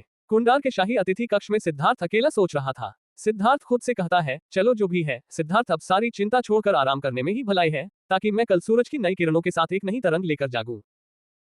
CH49 ये कैसा प्रेम। सिद्धार्थ और अम्बा दोनों अपने अपने पलंग पर लेटे आज के इस वाकया के बारे में सोच रहे थे। अम्बा खुद से कह रही थी कि आज का पूरा दिन और ये रात दोनों बहुत भारी थे।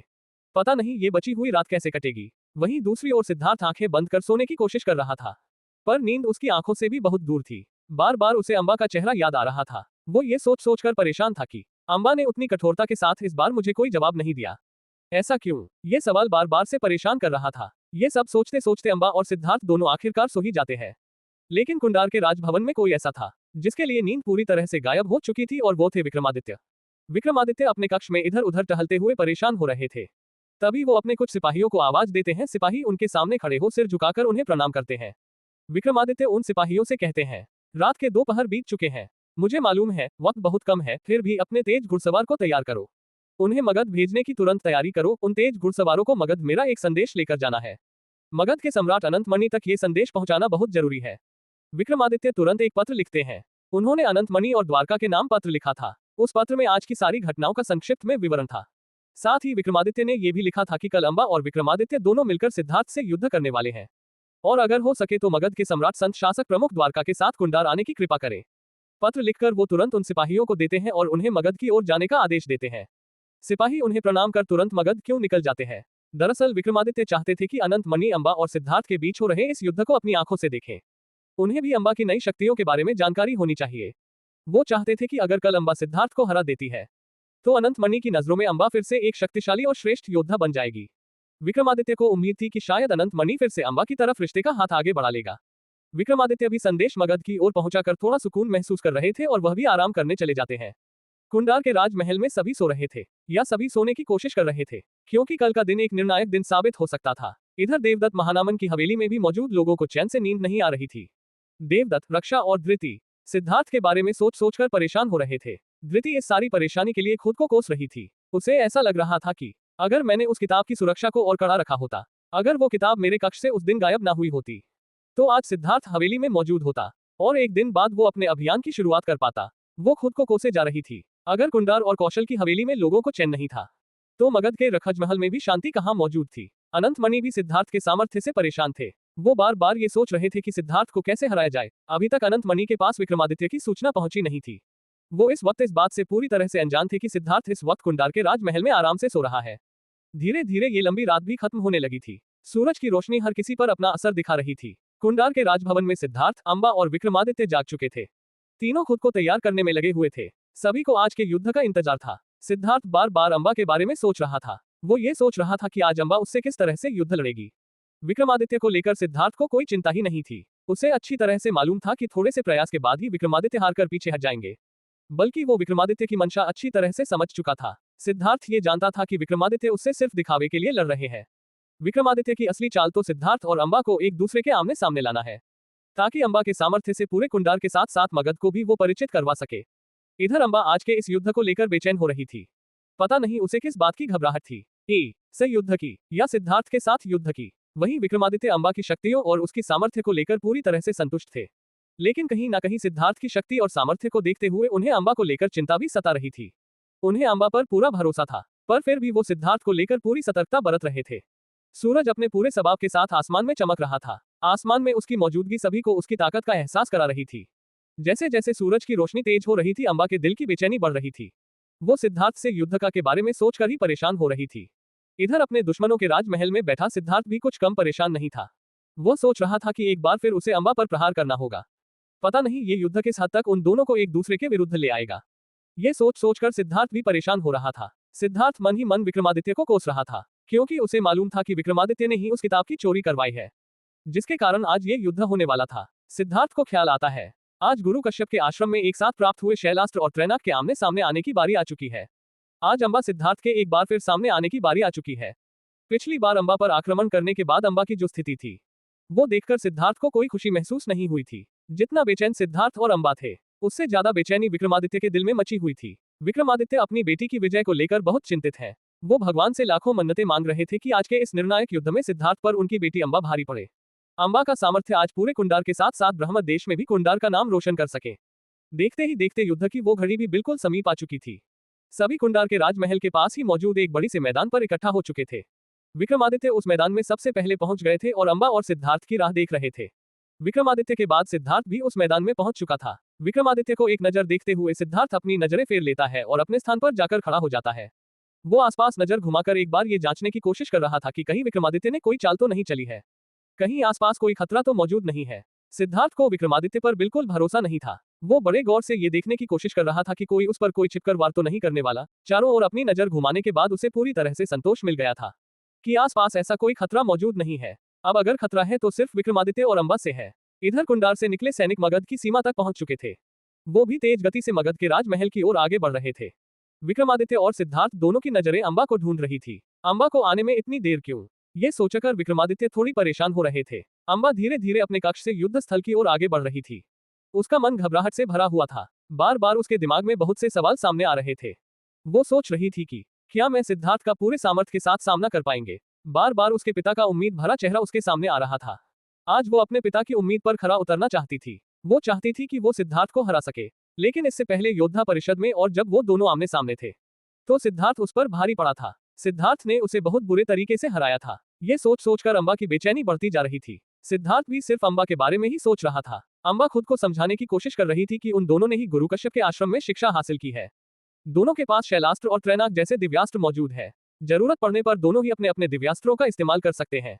साथ ही अंबा खुद से ये सवाल पूछ रही थी कि इसी दिन का तो उसे इंतजार था। मैं कब से सिद्धार्थ को आमने सामने इस तरह की युद्ध में हराना चाहती थी, फिर जब आज ये मौका सामने है तो घबराने की जरूरत क्या है। मैं इतनी बेचैन क्यों हो रही हूँ। ऐसा सोचते हुए आखिरकार अंबा भी युद्ध स्थल तक पहुंच जाती है। अंबा को आते देख सिद्धार्थ और विक्रमादित्य की नजर उसी पर टिकी हुई थी। वो धीरे से विक्रमादित्य के बगल में जाकर खड़ी हो जाती है। विक्रमादित्य उसके कंधे पर हाथ रखते हुए उसका हौसला बढ़ाते हैं और उसे कहते हैं, आज कुंडार को उनकी पुरानी अंबा वापस मिल जाएगी, जिस पर उन्हें नाज हुआ करता था। तुम्हें बस कुंडार की जनता के चेहरे पर उसी आत्मविश्वास को वापस लौटाना है जो पहले उन्हें तुम्हें देखकर मिलता था।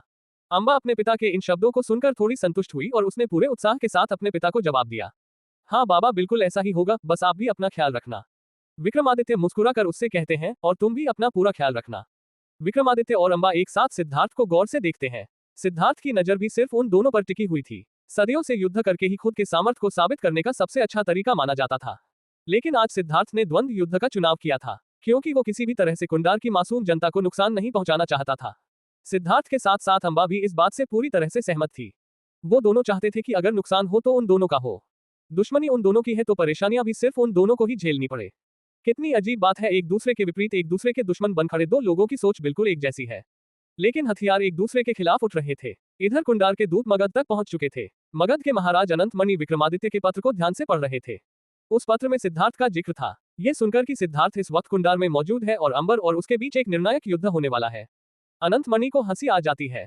वहीं पास में ही संत शासक द्वारका भी राज्यसभा में बैठे हुए थे।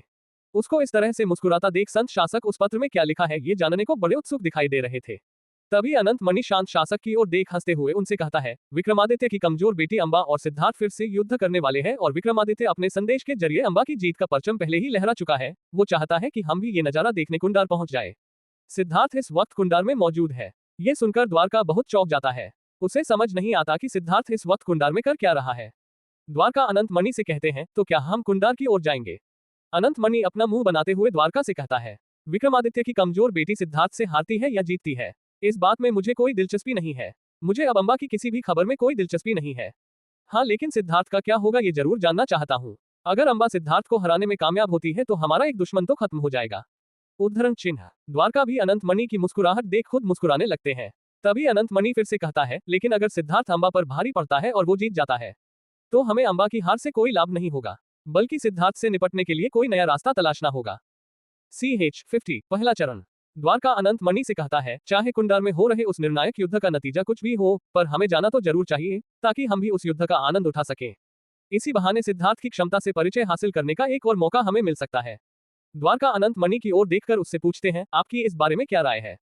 अनंत मणि को भी द्वारका की बात उचित लगती है। अनंत मणि द्वारका से कहते हैं, ठीक है, तो आज की राज्यसभा के सभी निर्णयों को जल्दी जल्दी निपटाकर हम कुंडार की ओर प्रस्थान करेंगे। अनंत मणि अपने कुछ सेवकों को उनके प्रस्थान की व्यवस्था करने का आदेश देते हैं।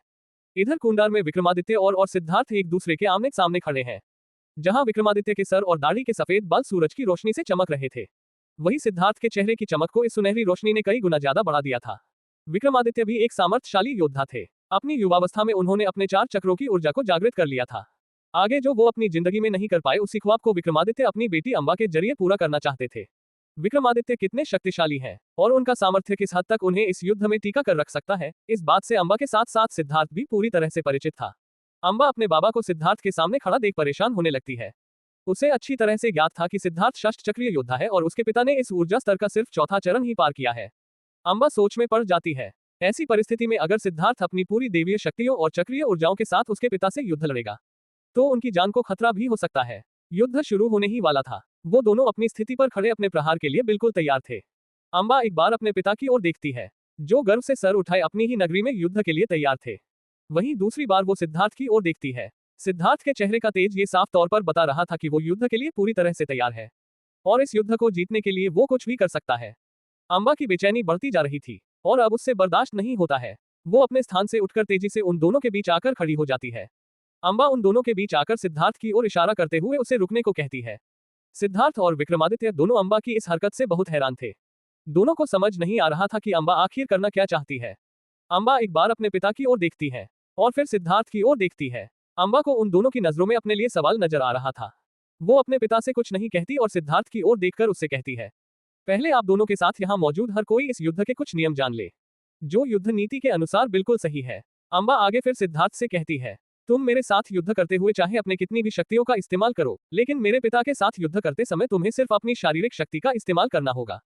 तुम अपनी एक भी देवीय या चक्रीय ऊर्जा का इस्तेमाल इन पर नहीं कर सकते। अंबा की बात सुनकर सिद्धार्थ को हैरानी हो रही थी, लेकिन वो अंबा की इस बात में छिपी उसके पिता के प्रति उसकी चिंता को साफ तौर पर महसूस कर सकता था। वो मन ही मन सोचता है, इतनी गंभीर परिस्थिति में भी तुम ही ऐसा सोच सकती हो अंबा, वाह।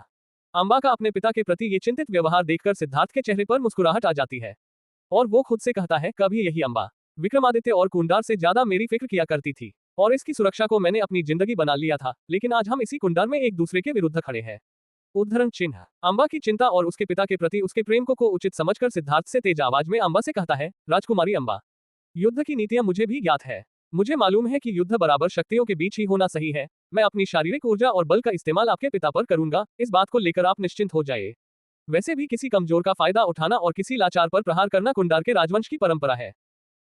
सिद्धार्थ स्वार्थी नहीं है, ये बात तो आपसे बेहतर शायद कोई नहीं जान सकता। उद्धरण चिन्ह। उसकी बातों में तंश अम्बा महसूस कर रही थी। बात बात पर सिद्धार्थ उसे जो ताने मारता था। अम्बा को सिद्धार्थ की ये बातें सुनकर बहुत बुरा लगता था, लेकिन क्यों, ये वो खुद समझ नहीं पा रही थी। जब से वो दोनों गुरु कश्यप के आश्रम से वापस लौटे थे, तब से अम्बा का व्यवहार कुछ बदलने लगा था। पहले सिद्धार्थ को धोखा देना, उसे कमजोर बना, उसकी ऊर्जा का अपने जीवन के लिए इस्तेमाल करना अम्बा को अपना हक लगता था। सिद्धार्थ के अस्तित्व का उसके लिए कोई मूल नहीं था। वो अम्बा अपने छठे चक्र की ऊर्जा जागृत करने के बाद सिद्धार्थ पर हुई जातियों के लिए कहीं ना कहीं खुद को जिम्मेदार ठहराने लगी थी। उसे मन ही मन ग्लानि महसूस होती थी। उसे ऐसा लगता था कि सिद्धार्थ के साथ गलत हुआ है और कुंडार की ऐसी गलती ने सिद्धार्थ को और ताकतवर बना दिया है। अम्बा के इस बदले हुए व्यवहार को सिद्धार्थ भी महसूस कर सकता था, लेकिन अब परिस्थिति इतनी बदल चुकी थी कि चाहकर भी अम्बा सिद्धार्थ के सामने अपने अपराध बोध को प्रकट नहीं कर सकती थी। ना ही सिद्धार्थ उसके बदलते हुए व्यवहार का कारण जान सकता था। वो दोनों ना चाहते हुए भी एक ऐसे पड़ाव पर खड़े थे जहां दुश्मनी, घृणा और बदला लेने के अलावा उनके पास कोई दूसरा रास्ता नहीं था। अम्बा अपने ख्यालों से बाहर आते हुए सिद्धार्थ से कहती है, मैंने जो अभी कहा उसे तुम युद्ध की नीतियां मानो या मेरा निवेदन, पर मेरे पिता के साथ युद्ध करते समय तुम्हें इन शर्तों का मान रखना होगा। सिद्धार्थ अम्बा के इस स्वभाव को अच्छी तरह से समझ सकता था। वो अम्बा को कमजोर नहीं समझ रहा था। वो अच्छी तरह से जानता था कि अम्बा ये सब कुछ अपने बाबा की चिंता में कर रही है। सिद्धार्थ अम्बा से कहता है, बिल्कुल इस बात से मैं भी सहमत हूँ, इसे लेकर आप बिल्कुल निश्चिंत रहें, लेकिन जब तुम्हारी और मेरी बारी आएगी, तब तुम मुझसे किसी भी तरह की नरमी की उम्मीद न करना और ना ही मुझ पर प्रहार करते समय तुम थोड़ा भी संकोच करना। उद्धरण चिन्ह। वो एक बार फिर तेज आवाज में अम्बा से कहता है, ये पूरा कुंडार तुम्हारे धोखे और तुम्हारे स्वार्थ का साक्षी है अम्बा, और आज तुम्हें उन सभी का हिसाब देना ही होगा। विक्रमादित्य, जो अम्बा और सिद्धार्थ दोनों की बातें बड़ी गौर से सुन रहे थे। सिद्धार्थ का इस तरह से अम्बा को चुनौती देना उन्हें चुभ जाता है। वो क्रोध में भरकर अम्बा से कहते हैं, अम्बा ये तुम क्या कह रही हो? क्या तुम्हें अपने पिता के सामर्थ पर भरोसा नहीं है? अम्बा ऐसा सुनते ही तेजी से उनके करीब जाती है और उनसे कहती है, बाबा समर्थ की बात नहीं है, युद्ध के नियमों की बात है। आपने ही तो कल कहा था कि आज का युद्ध एक निर्णायक युद्ध होगा, और इस निर्णायक युद्ध में अगर नियमों का ही ध्यान न रखा जाए तो फिर निर्णय कैसे होगा? उद्धरण चिन्ह। विक्रमादित्य अम्बा की इन बातों में अपने लिए चिंता महसूस कर सकते थे। वो उसे कहते हैं, मेरी चिंता मत करो अम्बा, तुम अपनी बारी का इंतजार करो और अपने प्रहार की तैयारी करो। उद्धरण चिन्ह। अम्बा अपने बाबा से कहती है, मुझे आपके सामर्थ्य पर पूरा भरोसा है, बल्कि आपने ही तो मुझे इतना सामर्थ्यशाली बनाया है। पर बाबा, वैसे भी सिद्धार्थ को हराने का दायित्व आपने ही मुझे दिया था, इसलिए आप सिर्फ युद्ध का पहला चरण पार कीजिए, उसके बाद की लड़ाई उसके और मेरे बीच होगी। विक्रमादित्य एक बार मुस्कुराते हुए अम्बा की ओर देखते हैं और उसे अपने स्थान पर बैठने की का इशारा करते हैं। अम्बा एक बार फिर पीछे पलटकर सिद्धार्थ की ओर देखते हैं, जैसे वो उसे कहना चाहती है कि जो मैंने अभी अभी कहा उस बात का ध्यान रखना, और फिर जाकर वो अपने स्थान पर बैठ जाती है। सिद्धार्थ और विक्रमादित्य अपनी अपनी तलवार निकालकर एक दूसरे के पास आने लगते हैं। अम्बा और भूमि, जो एक दूसरे के ठीक बगल में खड़े थे, उनके चेहरे पर चिंता साफ दिखाई दे रही थी। युद्ध के पहले चरण का परिणाम क्या होगा, इसे लेकर दोनों परेशान थे। आसपास मौजूद सिपाही और राजमहल के प्रमुख सेवक भी युद्ध को बड़े आश्चर्य से देख रहे थे। सबकी निगाहें सिर्फ विक्रमादित्य और सिद्धार्थ पर टिकी हुई थी। सबके मन में सवाल उठ रहे थे, क्या सिद्धार्थ मौके का फायदा उठाकर विक्रमादित्य को कोई नुकसान पहुंचा सकता है? और अगर सिद्धार्थ ने कुछ ऐसा किया तो उसके बाद राजकुमारी अम्बा क्या करेगी? कुंडार के भविष्य का क्या होगा? इधर इस निर्णायक युद्ध की खबर मिलते ही अनंतमणि और द्वारका कुछ अन्य प्रमुख संत शासकों के साथ कुंडार के लिए निकल गए थे। अनंतमणि और द्वारका दोनों की उत्सुकता बढ़ती जा रही थी। दोनों ये जानना चाहते थे कि आखिरकार अम्बा और सिद्धार्थ में से किस की विजय होगी। अनंतमणि और द्वारका के साथ मगध के भविष्य के लिए अम्बा और सिद्धार्थ दोनों से ही खतरा था। अनंतमणि को अम्बा में एक साथी के बजाय सिद्धार्थ की तरह अपने रास्ते का कांटा नजर आने लगा था। कुंडार में युद्ध का पहला चरण शुरू हो चुका था। विक्रमादित्य और सिद्धार्थ की तलवारें आपस में टकरा चुकी थी। बिना किसी दैवीय या चक्रीय ऊर्जा के दोनों सिर्फ अपने शारीरिक बल पर एक दूसरे से लड़ रहे थे। जहां सिद्धार्थ की शारीरिक क्षमता और बल किसी परिचय का मोहताज नहीं था, वहीं इतनी उम्र के बावजूद भी विक्रमादित्य की फुर्ती और उनकी ताकत ने पूरे कुंडार को आश्चर्य में डाल रखा था। दोनों की तलवारें जब एक दूसरे से टकरा रही थी तो जब उन दोनों की ऊर्जा और उनकी तीव्रता के बल पर ऐसी चिंगारियां निकल रही थी कि मानो अगर तेल से भरा दिया मौजूद होता तो वह धूप करके जल जाता। सिद्धार्थ किसी चंचल और तेज हिरण की तरह तलवार चलाता हुआ अगर दसों दिशाओं में घूम रहा था, तो उसके तलवार के एक एक निशाने का जवाब विक्रमादित्य अपनी तलवार से दे रहे थे। शुरुआत के कुछ घंटों तक विक्रमादित्य और सिद्धार्थ दोनों की फुर्ती में कोई कमी नहीं थी, लेकिन वो कहते हैं ना, जब वक्त का घोड़ा तेजी से दौड़ता है, उम्र लगातार बढ़ती जाती है, तो शारीरिक क्षमता भी रेत की तरह मुट्ठी से फिसलने लगती है। लेकिन अहंकार एक ऐसा हथियार है जो इंसान की मौत तक उसके साथ बना रहता है। कभी कभी यही घमंड और अहंकार मनुष्य के पतन का कारण भी बनता है। बस ऐसा ही कुछ विक्रमादित्य के साथ भी हो रहा था। वक्त के इस घोड़े ने सिद्धार्थ के सामने विक्रमादित्य को भी कमजोर बनाना शुरू कर दिया था। सिद्धार्थ की तुलना में उनकी फुर्ती धीरे धीरे कम होती जा रही है। जहां विक्रमादित्य शुरुआत के कुछ क्षणों में सिद्धार्थ के हर वार का पलटकर जवाब देते थे, वहीं अब सिद्धार्थ के कुछ निशाने उनके शरीर पर घाव बना रहे थे। ऐसा ही निशाना उनके दाहिने कंधे पर लगता है। सिद्धार्थ के तलवार की तेज धार से उनके कंधे से रक्त बहने लगता है। ये देख अंबा और भूमि बहुत व्यथित हो जाते हैं। रक्त की बूंद जैसे ही भूमि पर गिरती है, सिद्धार्थ के कदम भी कुछ क्षणों के लिए रुक जाते हैं, क्योंकि चाहे कितनी भी गलतफहमियां पैदा हो जाए, चाहे नफरत दिल की कितनी भी गहराइयों में अपनी जगह बना ले, लेकिन यही वो विक्रमादित्य थे जिसने बचपन में सिद्धार्थ को सहारा दिया था, जिन्होंने पहली बार तलवार सिद्धार्थ के हाथों में दिया था। किस्मत ने सिद्धार्थ को उन्हीं पर वार करने पर मजबूर कर दिया था, लेकिन विक्रमादित्य का छल, उनका निजी स्वार्थ और उनके द्वारा दिया गया धोखा सिद्धार्थ में पैदा हुई दया की भावना को कुछ ही पल में उसके मन से मिटा देता है। भले ही सिद्धार्थ के कदम कुछ क्षण के लिए रुक गए थे, उसके मन में दया की भावना ने जन्म ले लिया था। पर विक्रमादित्य अपने कंधे पर लगी चोट से क्रोधित हो उठे थे और वो पलटकर सिद्धार्थ पर तेज वार करते हैं। सिद्धार्थ खुद को संभाल नहीं पाता और उसके भी बाएं कंधे पर चोट लग जाती है, उसका भी रक्त बहने लगता है। सिद्धार्थ के कंधे से बहता रक्त जहां भूमि को संतोष दे रहा था, वही अंबा को इससे तकलीफ हो रही थी, लेकिन वो सिद्धार्थ से अपना ध्यान हटाकर अपने पिता की ओर अपना ध्यान केंद्रित करती है और खुद को समझाती है कि सिद्धार्थ उसके लिए एक दुश्मन और एक अनजान योद्धा के अलावा कुछ और नहीं है। आज के लिए बस इतना ही। अगर आप इस कहानी के बारे में और अधिक जानकारी चाहते हैं तो पढ़ते रहिए कहानी सुपर सिद्धार्थ ऑटो। और अगर आपको ये कहानी पसंद आई हो तो प्लीज लाइक, सब्सक्राइब और शेयर करें। धन्यवाद।